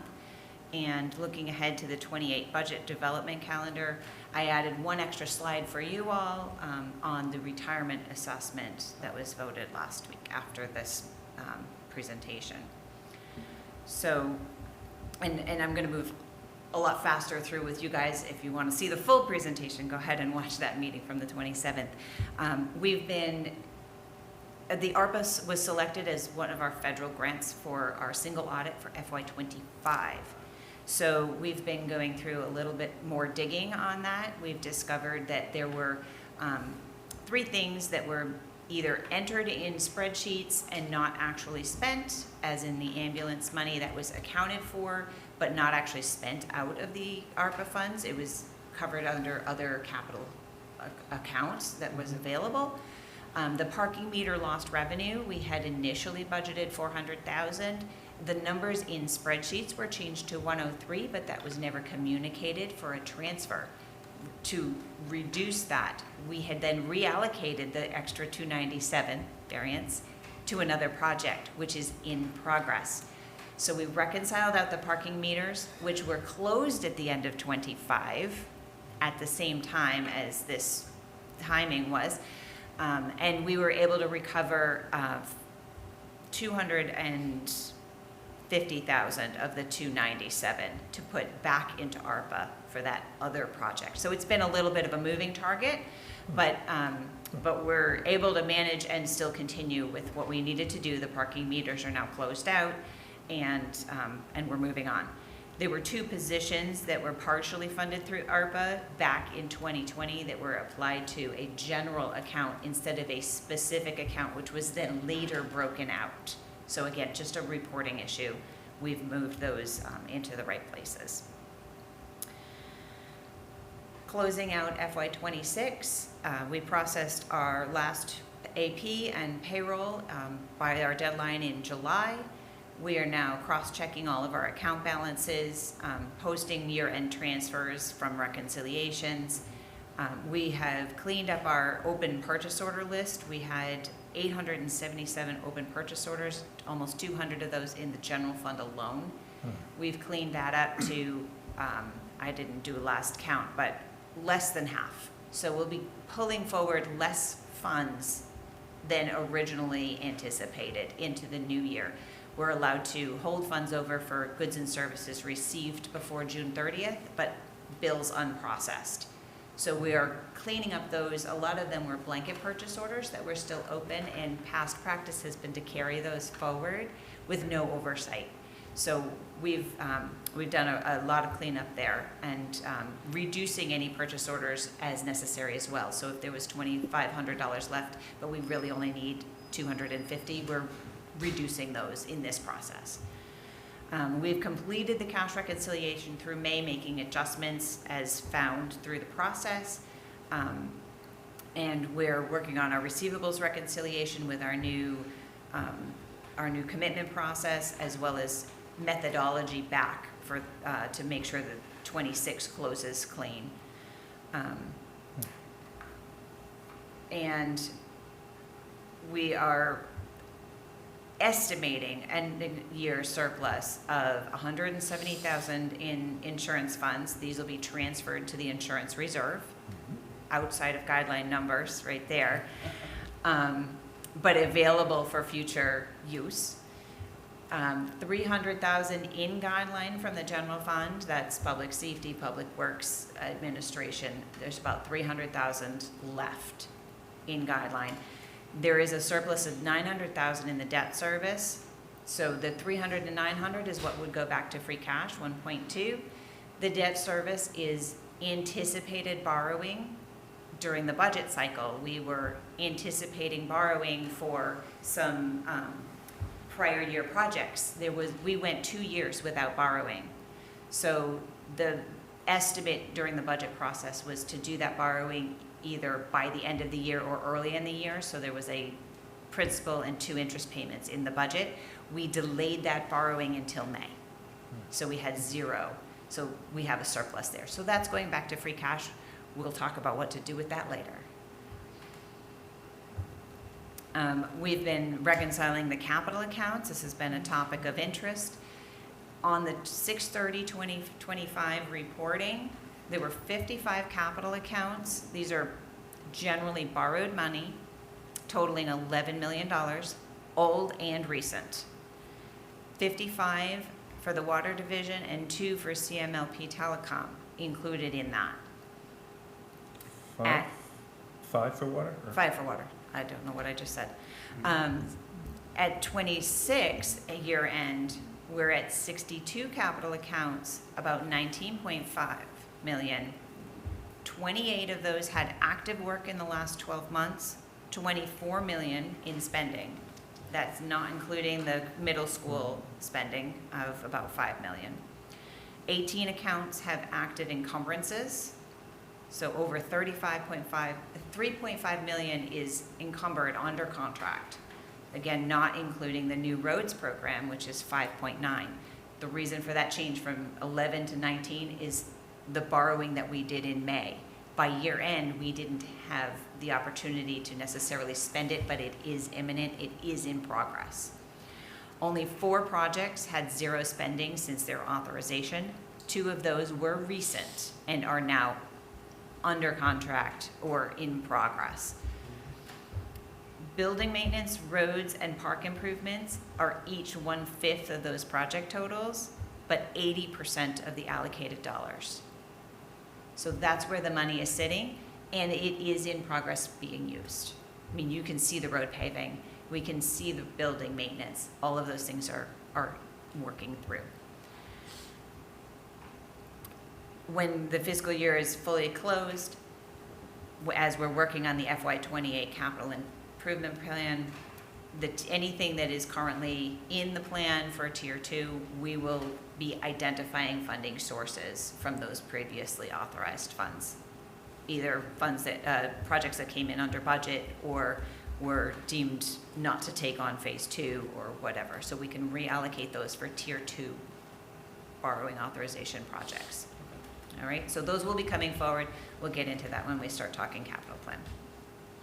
Jennifer, just to be sure I'm clear, the first line under each, the 62 capital accounts at 19.5 million, is that 19.5 million unspent Yes. balance of those on those accounts?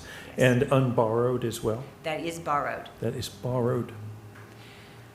Keep in mind, 6 million of that was for the roads program. Yep. 5 million of that was for the middle school, which actually rolled out. And we had 4 other large, over $1 million projects in queue. Okay. So that's why it built up. That's a really short window from May 22nd borrowing to June 30 closing. Don Naranja has her hand up. Yes. Oh, thank you. Niranjana? I had a question about the projects that have had 0 spending, and I think you mentioned the 2 of them have since been authorized. Is there a time limit on how long that can go? Like, since from when the spend or the borrowing is authorized to when the funds need to be used? Does that have to happen within a certain amount of time, or can that carry over for a little bit? And how does that affect this reconciliation?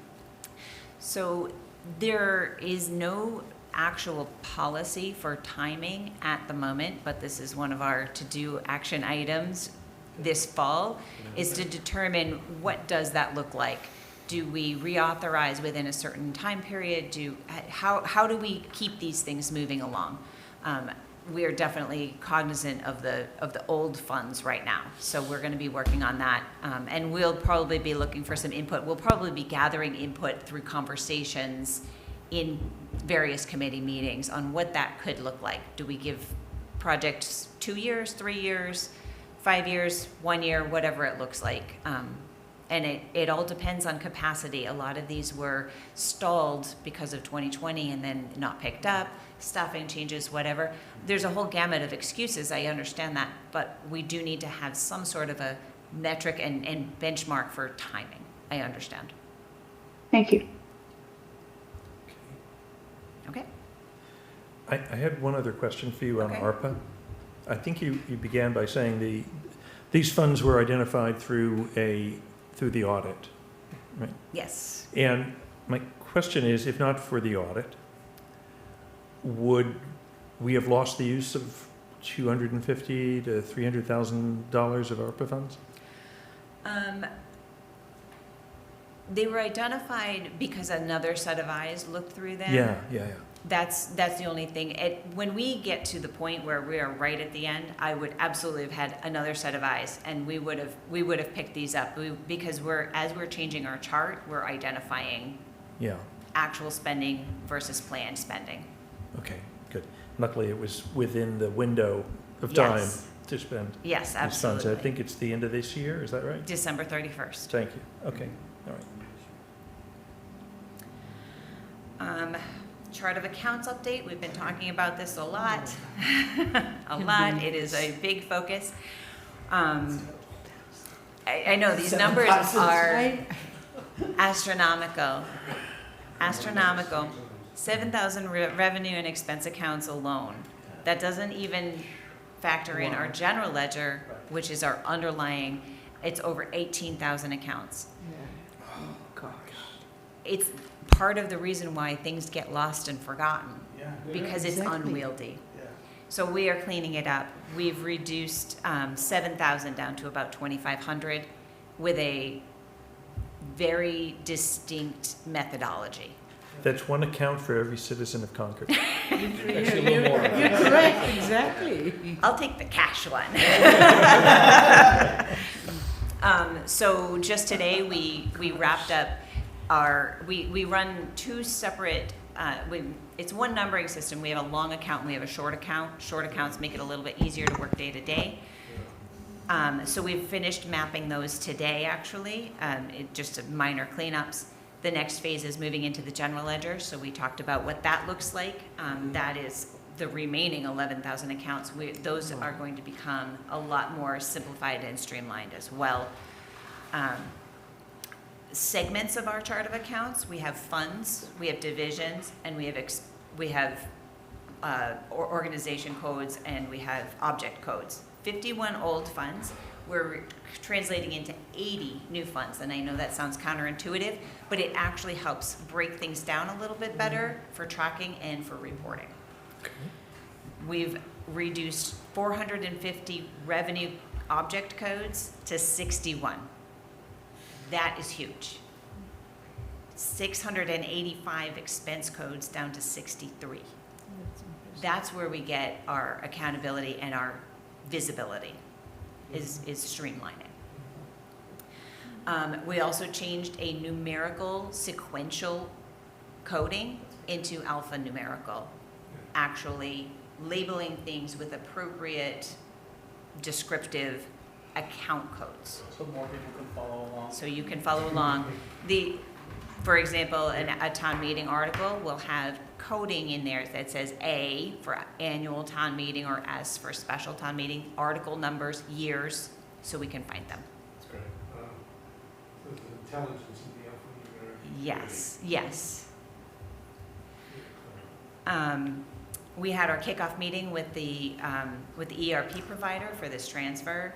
It's going to take another probably 4 to 6 weeks to build the GL core. That 18,000 is going to take some doing to triage down. It's going to take 8 to 12 weeks to run testing to make sure we've actually captured the proper crosswalks. And so right now we were hoping for a July 1 implementation. That got blown out of the water in May. We're aiming for January 1 at this point, and I think it's feasible. So are you going to run your systems in parallel, the old one and the new one? So right now we're working in the old chart for FY27. We have the ERP software has a test module where we can basically run testing. We can pretend that it's real. It's a sandbox. And it's a sandbox, exactly. So we can run the conversion there, check it, run a warrant through there, look and see what it looks like, and we run at least 4 phases of testing. Okay. So these, you've got 7,000 accounts. Are these all the accounts, you have balance sheet accounts or anything like that? That's just our expenses and revenues. Right. So 11,000 balance sheet accounts. Yeah. Just want to remind everyone to speak into your microphone. Oh, sorry. The folks Sorry, who are... there's 11,000 balance sheet accounts. Thank which you. is Yeah. crazy. Right. All right. Anything else? This is Jennifer, Yes. for a town this size?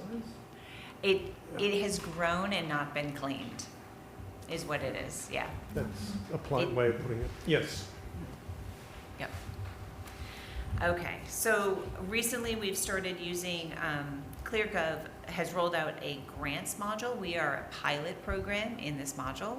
So we're able to input our grants, track spending, as well as it links to our budgeting and our capital improvement plan to use AI to look for new grants, look for new money in order to offset some of the costs for the things that we are trying to implement, either through our capital improvement plan or through new initiatives through the budget. It gives recommendations for eligible grants within our region. So it's not going to give us a local grant in California, for example. It's only going to look at the grants that we have an opportunity to apply for. It's going to help with our organizational tracking. It will help with our accounting tracking for grants being applied for coming in. It'll house all of the paperwork. It will also house the expense paperwork, so when we go to do a reimbursement, everything will be in one place. And whereas we're a pilot program, we're able to actually suggest enhancements and features to our liking, which is a great opportunity. Yes. If I could, Jennifer, I noticed in the ARPA funds, there were some employees that were partially funded there.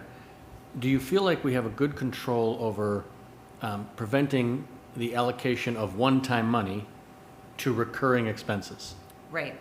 Those positions are not currently funded.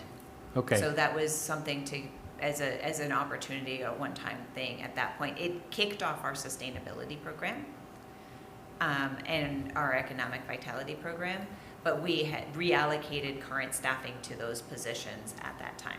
So do you feel like you have good control going forward to see that one-time money doesn't end up being deployed on recurring expense? Yes, that's what that was kind of the point of the ARPA funds, and in general, I believe that's happened. Okay, thank you. Yep.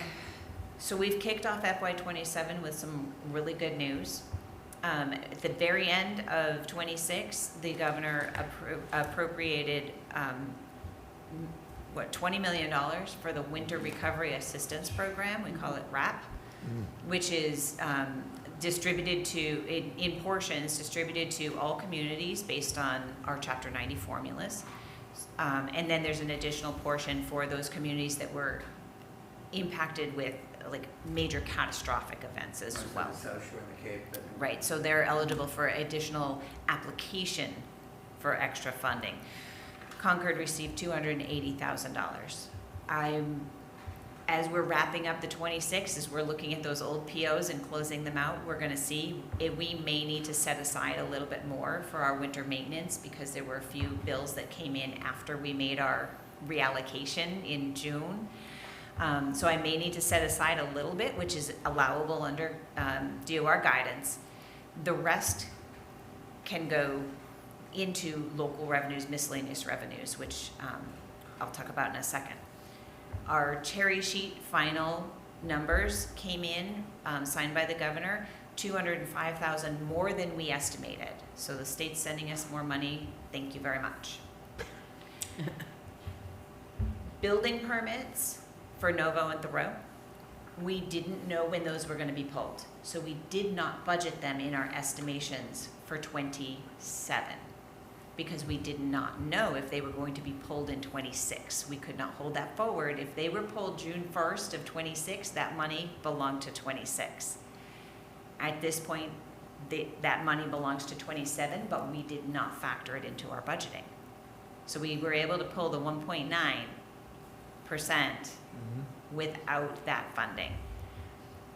We only projected about 200,000 increase to our normal building permits for extra growth. So that total of 280, 205, 740, 530, minus 100, minus 200, which was kind of already known, we've got about $1.4 million that we could either build into the tax rate at $200 per household, or we could use it, let it go to free cash for $1.4 million and fund something substantial like we did with Tier 2 this year, offsetting the tax rate in future years' debt. Again, a conversation for another day, but just letting you know that that's something that we're going to have to decide when we go to set the tax rate in November. And I'm sure you're on top of this, but those are fees for services, and the fees cannot exceed the actual cost of the service for building permits. Building permits, right? Yeah. Right. Yeah, okay, thanks. Budget calendar. We opened our FY28 budgeting in ClearGov on, actually it was July 31st. We opened it Friday afternoon. And we've seen departments in there starting to develop their funding packages for priority-based budgeting. We've got a lot of people are planning outside the module and then inputting. There's some that are planning inside the module, getting things prepped. We're kind of watching that progress. Excuse me, do they get training on the new modules? We did do a training with our leadership management team. Yeah. About 45 people came into a room. We walked them through how to use that new aspect of the budgeting. But it is a requirement that it all now goes through this new system. Correct. Yes. Correct. Yep. We also have 2 follow-up sessions scheduled, Gerard. So Okay.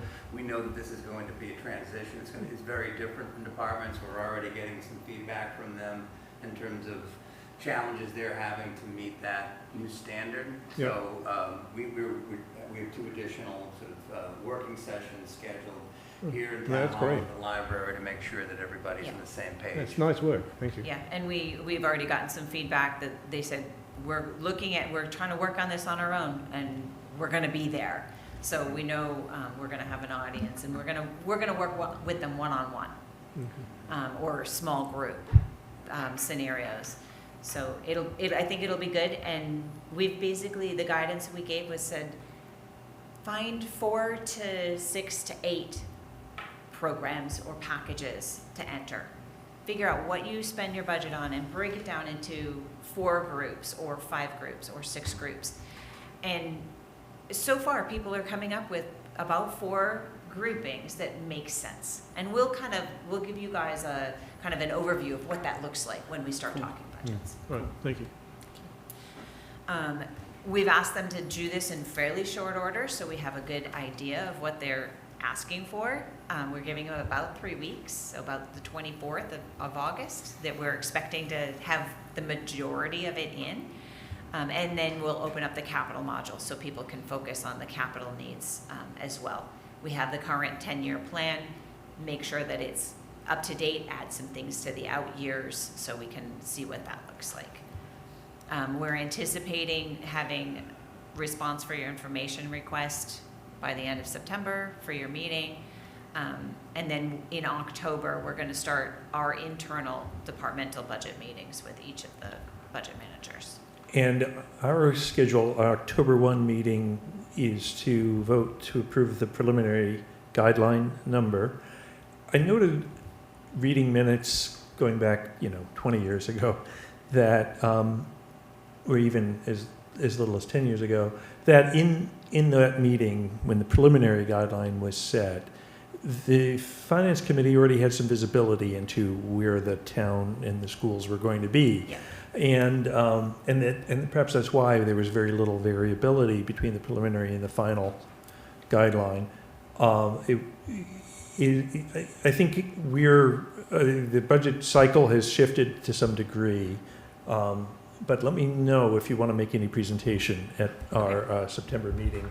Sure. Where we'll be discussing the guideline. I'm not sure we'll be and ready then- at the beginning of September, Yeah. but for October, we can put something together. Yeah. Okay, all right, thank you. We did start earlier this year on Great. our side. We started about a month earlier than usual. As did we, so that's good. Exactly. We're trying to keep up on our side. Good, thank you. Not to mention it's reflecting the process. Right, and that was part of the rationale for that. Okay, great. Whole new process. Here's your bonus slide. I just wanted to give you an update. Last week, the retirement board met, and they approved a new funding schedule for the next 2036, 10 years. This is just to kind of compare the OPEB to the retirement, but I'm going to talk about the retirement. The unfunded liability in 2025 was 21,000. In 26, it's up to 28. So it has increased dramatically, and that's due to multiple factors. But we went from 91.9% funded to 89.7% funded. So the retirement board knows that they have to make up some ground. Wow. We were looking at being funded by 2032, and the new schedule puts us at 2036. The PEREC has basically mandated by 2040. So we're looking to stay ahead of schedule. Mm-hmm. But in order to do that, we were seeing 6% increases for the next 8 years on retirement.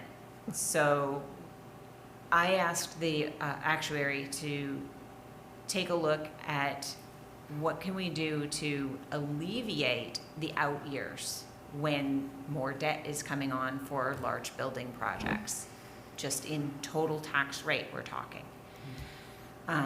So knowing we have the pension reserve and it's healthy right now, we're only, from our authorizations, we're recouping 50% back in interest. So it's staying healthy. I asked him, I said, what would happen if we were to say, make a double payment in year 1? Just use the money we have in hand. What does that look like? He provided a different set of schedules, and the board landed on, and they were comfortable with, they couldn't go as low as 4% every year because it put us out too far. But they landed on a 7% increase for 2 years with a 4% increase after that, knowing that we would intentionally use the reserve as that extra 3%. It was a matter of a couple $100,000 every year, but with a reserve of $9 million, it made sense. Mm-hmm. Jennifer, I think we've been drawing down that reserve and supplementing our Yes. contribution with it, with the idea that it would go to 0 in 2032. So I'm guessing we need to slow down the use of the reserve, unless, as you're saying, we I'm going to front model pay out it what it's and going to then look see- like. Yeah, model it out different ways. And can Once you that- give us a once we see headline that. here of how in a year of good performance, very good performance. Very good performance. Excellent performance, our unfunded liability skyrocketed? Change of demographics. The workforce, Our demographics. employee base changed that much in that 1 year? It's a combination of outside factors, mortality table ratings. I'm not an actuary. Yeah, I would never pretend to be one. I hardly understand what they're talking about when I get their end result. But I do know that it's multiple factors going in. Age of our employees is going up, less turnover. When those younger ones come in, then we anticipate them staying longer. So there's a lot of multiple factors. We're not just a workforce of 45-year-old people with 5 years of experience. We have a huge That's a range. third increase, though. Clearly, It we is, won't be able it to get is. to the bottom of it now, but I thought you were going to say our trust performed so well that the entire liability is now funded. No. Instead, we had this big increase in performance Right. and an additional $7 million of liability added in 1 year. I think it would be really important for us to understand the total math. Right. If you, in our next meeting, if you could give us the total picture there, because this is a big surprise. Yep. Yeah.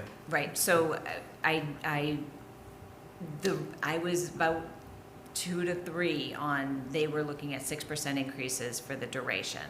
And so this was my compromise. The discount rate didn't change? No, the discount rate is still the 6.5. We did not change that. We did not change mortality tables. The only factor that we adjusted was the annual contributions. Okay. So can we go back to when this was last done and look at their assumptions Yeah. to this report and look at those assumptions and see how those assumptions have changed? I can certainly make those available. It's about a 25-page report for each year, so we can certainly take a look at those. Because to me, that's just huge change in one set of Right. assumptions And- from an and that- actuarian who should right. be projecting forward. Right, and that 21 was low compared to the year before, so it does swing. I'd like to see performance as well. Yep. Because Sure. it strikes me that the actual swing must be more like $30 million. Right. And I'd like Yeah. for us to see that. Yeah. Okay. And for the benefit of the committee members, we have been paying about $5 million, a little over $5 million into that every year as a outside of guidelines spending. However, that was reduced by the release of this reserve. So, so from a total spending perspective, we have to make that up. And just to be at ground zero, we would be looking at an increase of $1.6 million to $2 million, something like that. Okay, thanks. Anything else, Jennifer? That was our bonus slide, I think you said. Nope, that was it. Well, thank you very much. That was your bonus. And I think we'll put that on the agenda for next time. Okay, 2 more items that are on my mind. First is the approval of the Finance Committee minutes of July 13th. So our last meeting, and I want to really laud Gerard and Pat for what is, I think, a 6-page meeting minutes, because we have all of these presentations. All the votes are captured at the end, which is nice. And there's a link at the end to the minutes. So, Gerard, first, is there any discussion about approving these minutes? Any proposed changes? No changes, but I will say that it was dutifully noted that Mr. Parker was cranky about the lack of balance in the meeting at the last time. This meeting was excellent. Oh, thank you. The balance between discussion and the work that Paul did and this discussion here it's what I've been waiting for, so thank you. Thank you. Noted. Okay, would anyone like to make a motion to approve the minutes I make a motion to approve the minutes of July 13th? of July 13th. As presented in the As packet? presented in the packet. Thank I you. apologize. Leading the witness? Is there a second? Beating it right up. I'll second. Sorry, Okay. it's been a Donald, long day. right, Donald. Any discussion? Hearing none. Gerard? All right. For the minutes, Peggy? We lost Peggy. We lost Peggy. All right. Brian? Approved. Thank you. Eric? Yes. I approve. Don? Which one? Which one? Kupka? Yay. Thank you. Yeah, please say the full names. Sorry. Let's see now. Naranja? Yes. Donald Parker? Yes. Rita? Yes. Paul? Yes. Rodriguez, sorry. Suri Tupila? Yes. Thank you. It's approved. Thank you. Okay, next item is the liaison reports. Did anyone want to add anything or provide a verbal report supplement? Yes. Gerard? I'll do 2 quick ones. The Land Use Working Committee has its final report. It's well worth the read. Their highest priority is public safety, a new fire station, and maybe a new police station. So that's well worth reading. They also recommend a long-range planning committee, which we should take part on, and then they also recommend a long-range land use planning, which will be interesting because we have schools and such. There's a lot of land coming free. And then on the light board, there's not much to say. They went into executive meeting to consider 2 contracts for power supplies. Thank you. The Minuteman School, they had a finance committee meeting this week, lasted 6 minutes. They approved a couple of expenditures. The challenge has been that the Concord representative left midterm, and there was a period of absence. We now have a new representative on that committee. It's Steve Ledoux. I had coffee with him this morning. It looks well and well run, and he and I are in sync, and anything that comes up that we need to know, he'll let me know. And so we're ready to go there. Excellent, thank you. Anyone else? Verbals? No? Okay, and last but certainly not least, we were the recipient of 2 pieces of correspondence this period from citizens and that are included in the packet. And the first one is a letter signed by 120 of our friends and neighbors in the community, fellow Concordians. It certainly deserves a read. It addresses the subject of the encumbrances that has been raised at a couple of meetings, and I think that Jennifer, that ball is in your court. I think your comments this evening about putting a tightening the process is important. But further, I think the letter has an addendum with some metrics, and these are rather, I would say, high-level metrics. And I think that this deserves study by the committee. Certainly, as we look at as we think about preparations for the FinCom report, it wouldn't be. It's quite common that finance committees include similar data in their finance committee reports in their towns, and this would be a sort of an excellent topic. For those of my first observations in reading this is that the population figures, roughly 15,000, are different from the U.S. Census figures, which are roughly 18,000. And I noticed in the early presentations from the town, we saw both figures from various town departments. I think there's a big adjustment for MCI Concord. The residents of MCI Concord were counted in the 2020 census as being Concordians. And so when we use the census figure, it's inflated by the former residents of that site. But I don't think that we are 15,000. It'd be good to know. The other point I wanted to make is that we've heard from town departments all of the things that Concord's government does, and not every town has all of these pieces. So, for example, we have a municipal light plant, and we have water and sewer. A lot of towns are served by MWRA.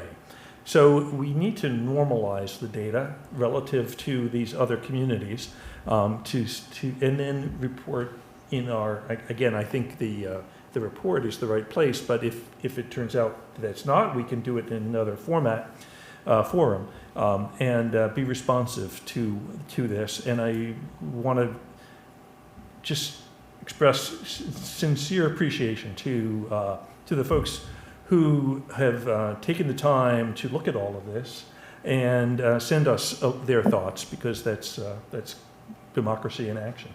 Yes, Paul. Just Brian and I, we had coffee and we were talking about setting guidelines and writing the letters to pass to the town and the schools. And we did discuss this letter, and it did have an effect on some of the questions that are going to be asked. So, you know, we saw the data, and we're affected by it. Okay. Excellent, thank you. Can I just- Yes, please, Eric. I mean, I just think it's, we rarely get correspondence. So even if it wasn't a thoughtful and really compelling document, which it is, it would be noteworthy because we rarely hear from folks. I mean, we had some interesting public comment today, but that's also pretty rare. So I just think it's invaluable information. The fact that we have citizens who took on the task of doing this analysis. To me, this is a really critical input to my own thinking on guidelines for this year. I mean, it's really noteworthy. The headlines are very noteworthy here. So this is going to be front of mind for me as I start to think about guidelines. With that in mind, Eric, would it be helpful, would it be important to, that normalization that I spoke of, well, in terms of the services that are where the employees are here but may not be in these other towns? Somebody would have to do some research to run that to ground, but do you think that would be worth doing during the guideline setting process rather than waiting for the report? That was my that was what I was thinking, that it would be helpful to me right as part of the act of setting the guideline. Yeah. Okay. Yeah, I think especially as it relates to looking across communities, you need to do that. Looking at our community over time, this is also a starting point for conversation. It isn't the end all of conversation. But it is helpful and it is provoking. It's thought-provoking input, and you really have to appreciate the fact that this many people took some time to do this level of work, which is fantastic. But it's a starting point for conversation to help us understand why these things are, and it should all translate down into dollars. If we have more employees because we do more things in-house versus other towns have it outsourced, that should translate into the budget at a favorable level, you would hope. Right. Mm-hmm. For example, Lexington has waste collection in-house. I mean, it's included in the tax bill, I should say, rather than a separate fee. Yep, great example. There's a lot to normalize. Yeah. It's a big job. I'm a little bit leery of that. Oh, Niranjana, your hand is raised. Sorry, I didn't notice. Please. Oh, no worries. I mean, I think it's sort of continuing on everyone's comments in the room, right? I think this is a very striking and very, very thought-provoking analysis. I do think, like, when you take this information and sort of map it to guidelines, because even the first table they included here, right? If you look at the percentage number on the right in terms of the change of the actual budget, it wasn't that high, right? And it's sort of like they've honed in on FTEs, and I understand what they're saying there, but I think actually pulling apart the relative contribution of services, the changes in services, and what that core change is attributable to on the budget end is going to be difficult, because I'm not sure. I don't think it is our mandate necessarily to recommend how, right? But it is rather to set a guideline. And so how do we translate these insights into something that is practical in a guideline? Right, great question, Niranjana. I think your point is well made, that we don't need to look inside the line items, but rather at the totals. And do that but my point of, let's do that after we've adjusted for CMLP, et cetera. Has to translate into dollars. So yes. If the town adds 3 more FTE and saves 150% of what they cost by eliminating an external contract, we want that. That's right. All of it's got to translate back into dollars. This is a good starting point, but dollars are comparable across communities. In a sense, this comes full circle, Paul, to the way you introduced the guidelines process by saying we're not here to decide where the money is best spent. That's up to the budgeting entities, but rather to look at the capacity of the taxpayer as well as the cost of level services growth. And this then goes to, well, does this budget reflect level services, or has there been some mission creep along the way? And this is a tough one, because I really am thankful that we have employees who want to improve service, and we have to weigh it was a lot of good ideas. It has to be weighed against the ability to execute. Yeah. Paul? Sorry. I have a quick question for Jennifer or Ryan. So, we've talked about like unintended mission creep, but there must be some intended like change to the way that you approach certain things. Now, when you look at the budget for the town, are there points where, a warrant article will go through the whole process that maybe adds services or adds people intentionally that by looking at averages you miss? And how does that work? Like if I look at these numbers where it's just like total just count of FTE, but we decide to do something differently 10 years ago and added a couple of people to do that differently, Right. you're going to miss that by just looking at these straight numbers. Exactly. There's no rationale behind these numbers. I can produce a list. I think I could probably pull it up out of my email. What changed from 214 to 248? Yeah. Over the course of 14 years. Those were specifically done through the budgeting process. Nothing was hidden at the time. But when you pull numbers so far apart, it does look like a lot, but that's 14 years. If even one or two a year, and maybe they were conversions from half to full-time FTEs, maybe that wasn't captured. There could be any number of stories. I'd also add to that, remember, every budget is based on history. We're talking a lot about going back many years, right? So, but which in that cycle, each year you're having another conversation about changes. All those presentations are coming before the select board and before the finance committee. We have to work within those parameters of the guidelines. So there's active conversation each and every one of those years about any changes in the budget or in FTEs. So this is where we're at now. But you can see like facilities administration goes from 1.4 to 10. That changes over time as we're probably bringing more things in-house. I think Don Parker's talking about. So, every year there's a story. That story changes every year, and that's part of where paying attention to that process and understanding that we're not a static entity. And so we're always changing. Part of that story is those additional services. The town has changed. The residents have changed. There are things going on now that weren't even thought of 10, 15, 20 years ago. Just we're trying to serve the clientele in some ways by creating positions for that support. So that's where some of that change happens. Internet access, right? Is a result of what the people have come and said that they want. Sure. It's not just us saying, hey, this is a great idea. It's us in response to. I always say in my 25 years, I've never seen a warrant article that says, I think we should stop doing something. They're always new. Well, this year, the new one is composting. We're spending staff time on composting, which wasn't even something that we brought forward. Yeah. So I think this is all right, and this is a starting point for conversation. The thornier part of this is if the population is in fact declining, how do we deal with that if expenses are continuing to grow? That is unsustainable over time. So we have to figure out, is this really happening? And if so, how are we going to deal with it? Right. How much did you pay for gas, for a gallon of gas 12, 15 years ago? Okay, well, I think I'm going to bring this to a close. Some of the budget is in response to outside factors like that.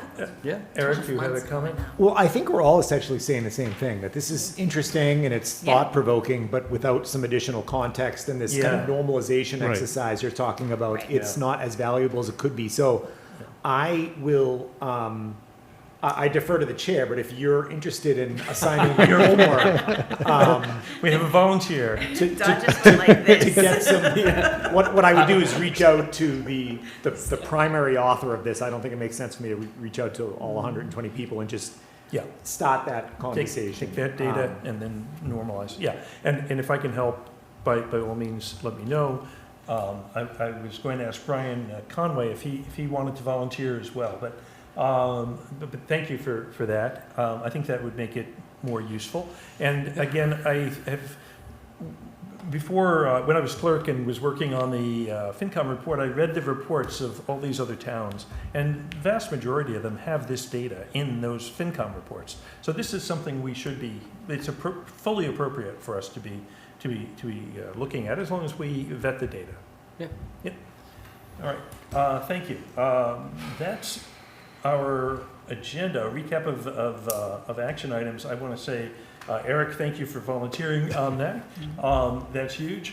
Brian, your action is to forward those final letters to me, and then I'll forward them to the committee. Everyone will have a week to say yay or nay, if I should say, to either object or no. If I don't hear from you, it means you're good with it, and then we'll send them out to the town and the schools. Jennifer, your action item is going to be on that retirement fund, getting that going, so that we can address this. Next time, public safety, is that right? Community development. Community development, okay. Yes. Similar balance? Time-wise? Time-wise? 45 minutes or less? Actually, it's community development and CMLP. So community development will be about the same as we had tonight. There's about 5 divisions. CMLP, give me a guideline to give to We're going to stick with the 45-minute allotment because we need the balance of it for the discussion of the guidelines. And we will be, in October, we will be starting the discussion of the debt. And I think we have one overlap there. That was right. Maybe it was September. I've forgotten. I do have a note from 3 of the members of the CMLP team. Yep. They have a zoning board of appeals meeting at 7, so they will be quick, Very provided you take them up quickly. All right, we're starting at 6:45. Can we I've got them- always schedule these at a time when someone has another commitment right after? I told them that we would make sure that they were first in the agenda so that they had time to get to that other meeting. Excellent. All right. Thank you, everyone. I guess we don't need to take a vote to adjourn. Nope. Is that No, right? we discussed that last time. I know we have everybody, some people remote, but okay. So you All right. Meeting adjourned. Thank you. Thank you. Bye, thank you. Thank you. 9:02.